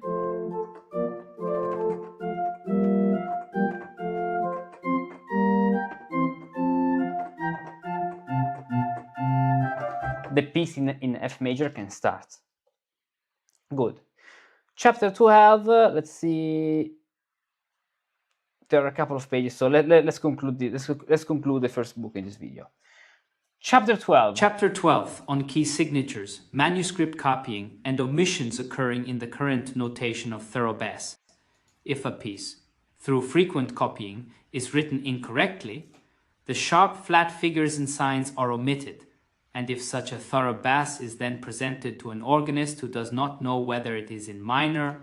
If a piece through frequent copying is written incorrectly, the flat sharp figures and stems are omitted, and if such a thorough bass is then presented to an organist who does not know whether it's in a minor or major, and who then or major, and who then delves into such a mess that one's ears ring and one's teeth ache, then I will show the kind music friend what the ambitus here, the number of accidentals, or the key signature pertaining to a given key can be. For example, 1. If the piece is set in C minor, or from C to D sharp, E flat, then flats have to be placed before B and E. The ambitus oder gang is usually to a flat or G sharp, the last accidental. Here, for example, I don't understand why he writes D sharp instead of E flat. I have no idea. There may be something related to some practical aspect on the keyboard or the tablature or the tuning. I have no idea. But let's see. So if the piece is set in C minor from C to E flat,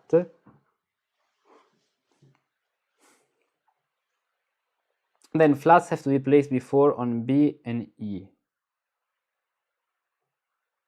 Okay, true.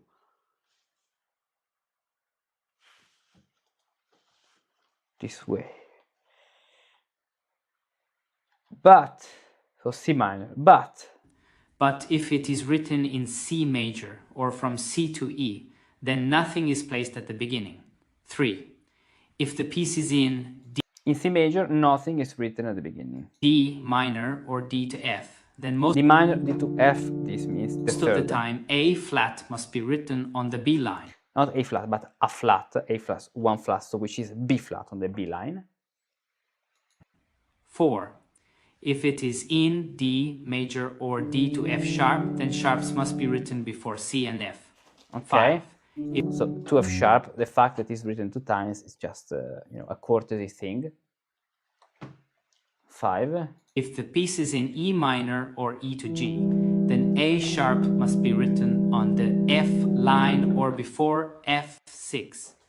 If it is in E major or E to G sharp, then sharps must be written before D, F, G, and C7. If the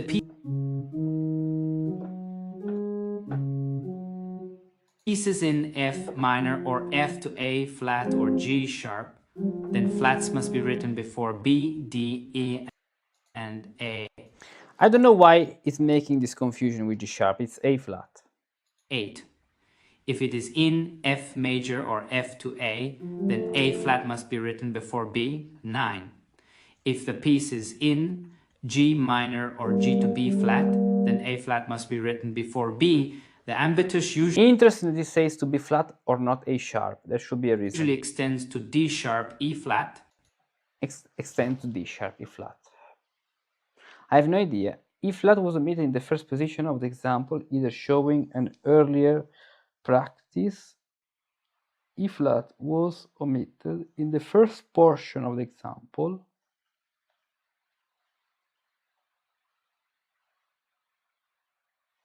If the piece is written in G minor or G to B flat, then a flat must be written before B.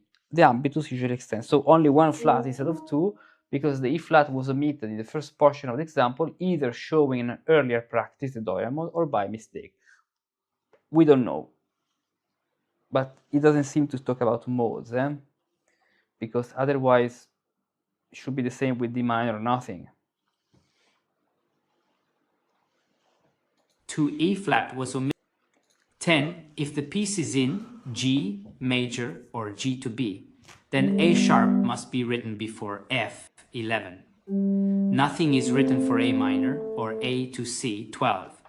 If the piece is in A major or A to C sharp, then sharps must be written before C and F. The ambitus extends to G sharp, 13. Very few pieces, or none at all for church or organ playing, are set in the keys of B flat minor or B flat to C sharp D flat because the so-called Gebrochin TH1 broken keys do not exist. B flat minor or B flat to C sharp, indeed. I got it why. I got it why he said that thing. Because probably on those organs, they had a D sharp instead of an E flat. As well as they had a G sharp instead of an A flat. Probably in that, tradition, in that period.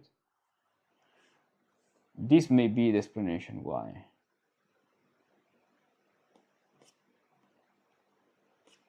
Let's see if there are some example, no, or organs. There is this part with a lot of organs explanations. I don't know if it talks about this, in the appendix.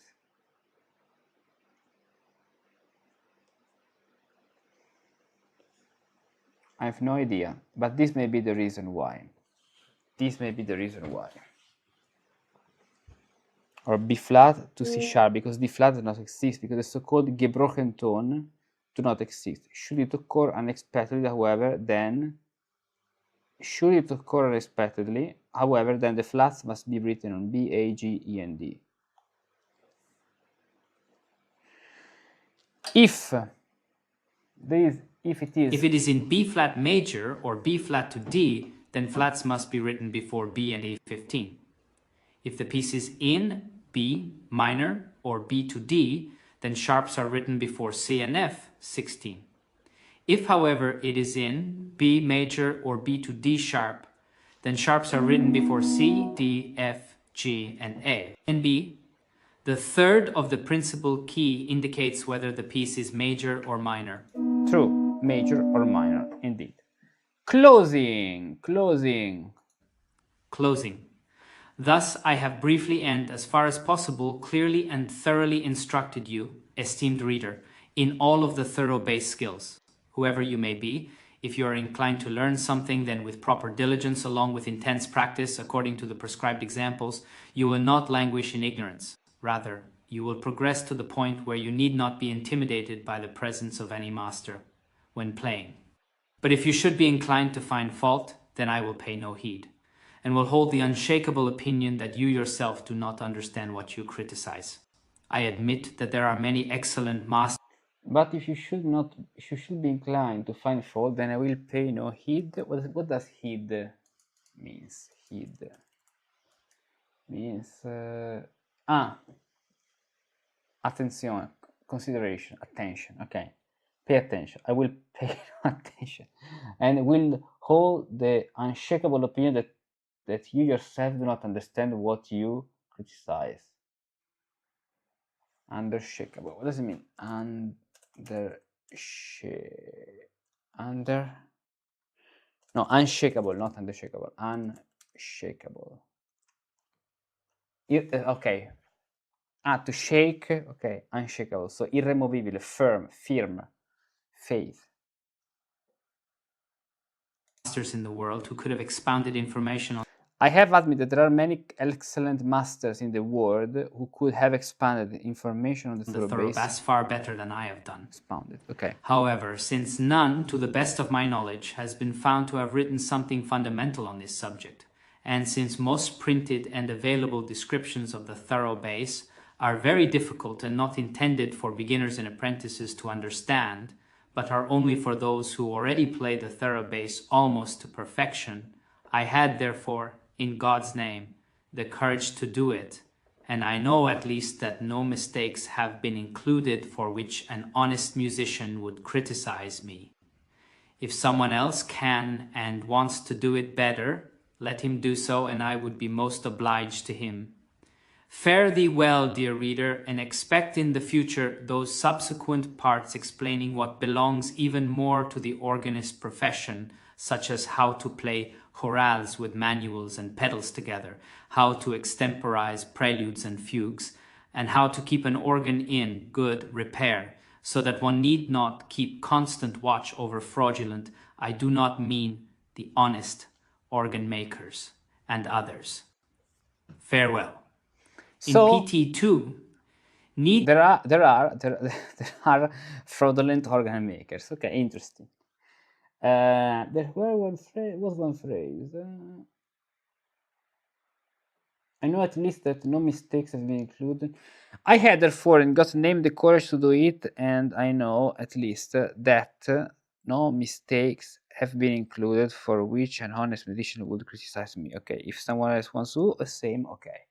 In part 2, Nies discusses prelude writing and again expresses the hope that, if God preserves my health, his third part will include instruction on how to play a chorale or German hymn properly and how to perform preludes for these, as well as a complete chorale book.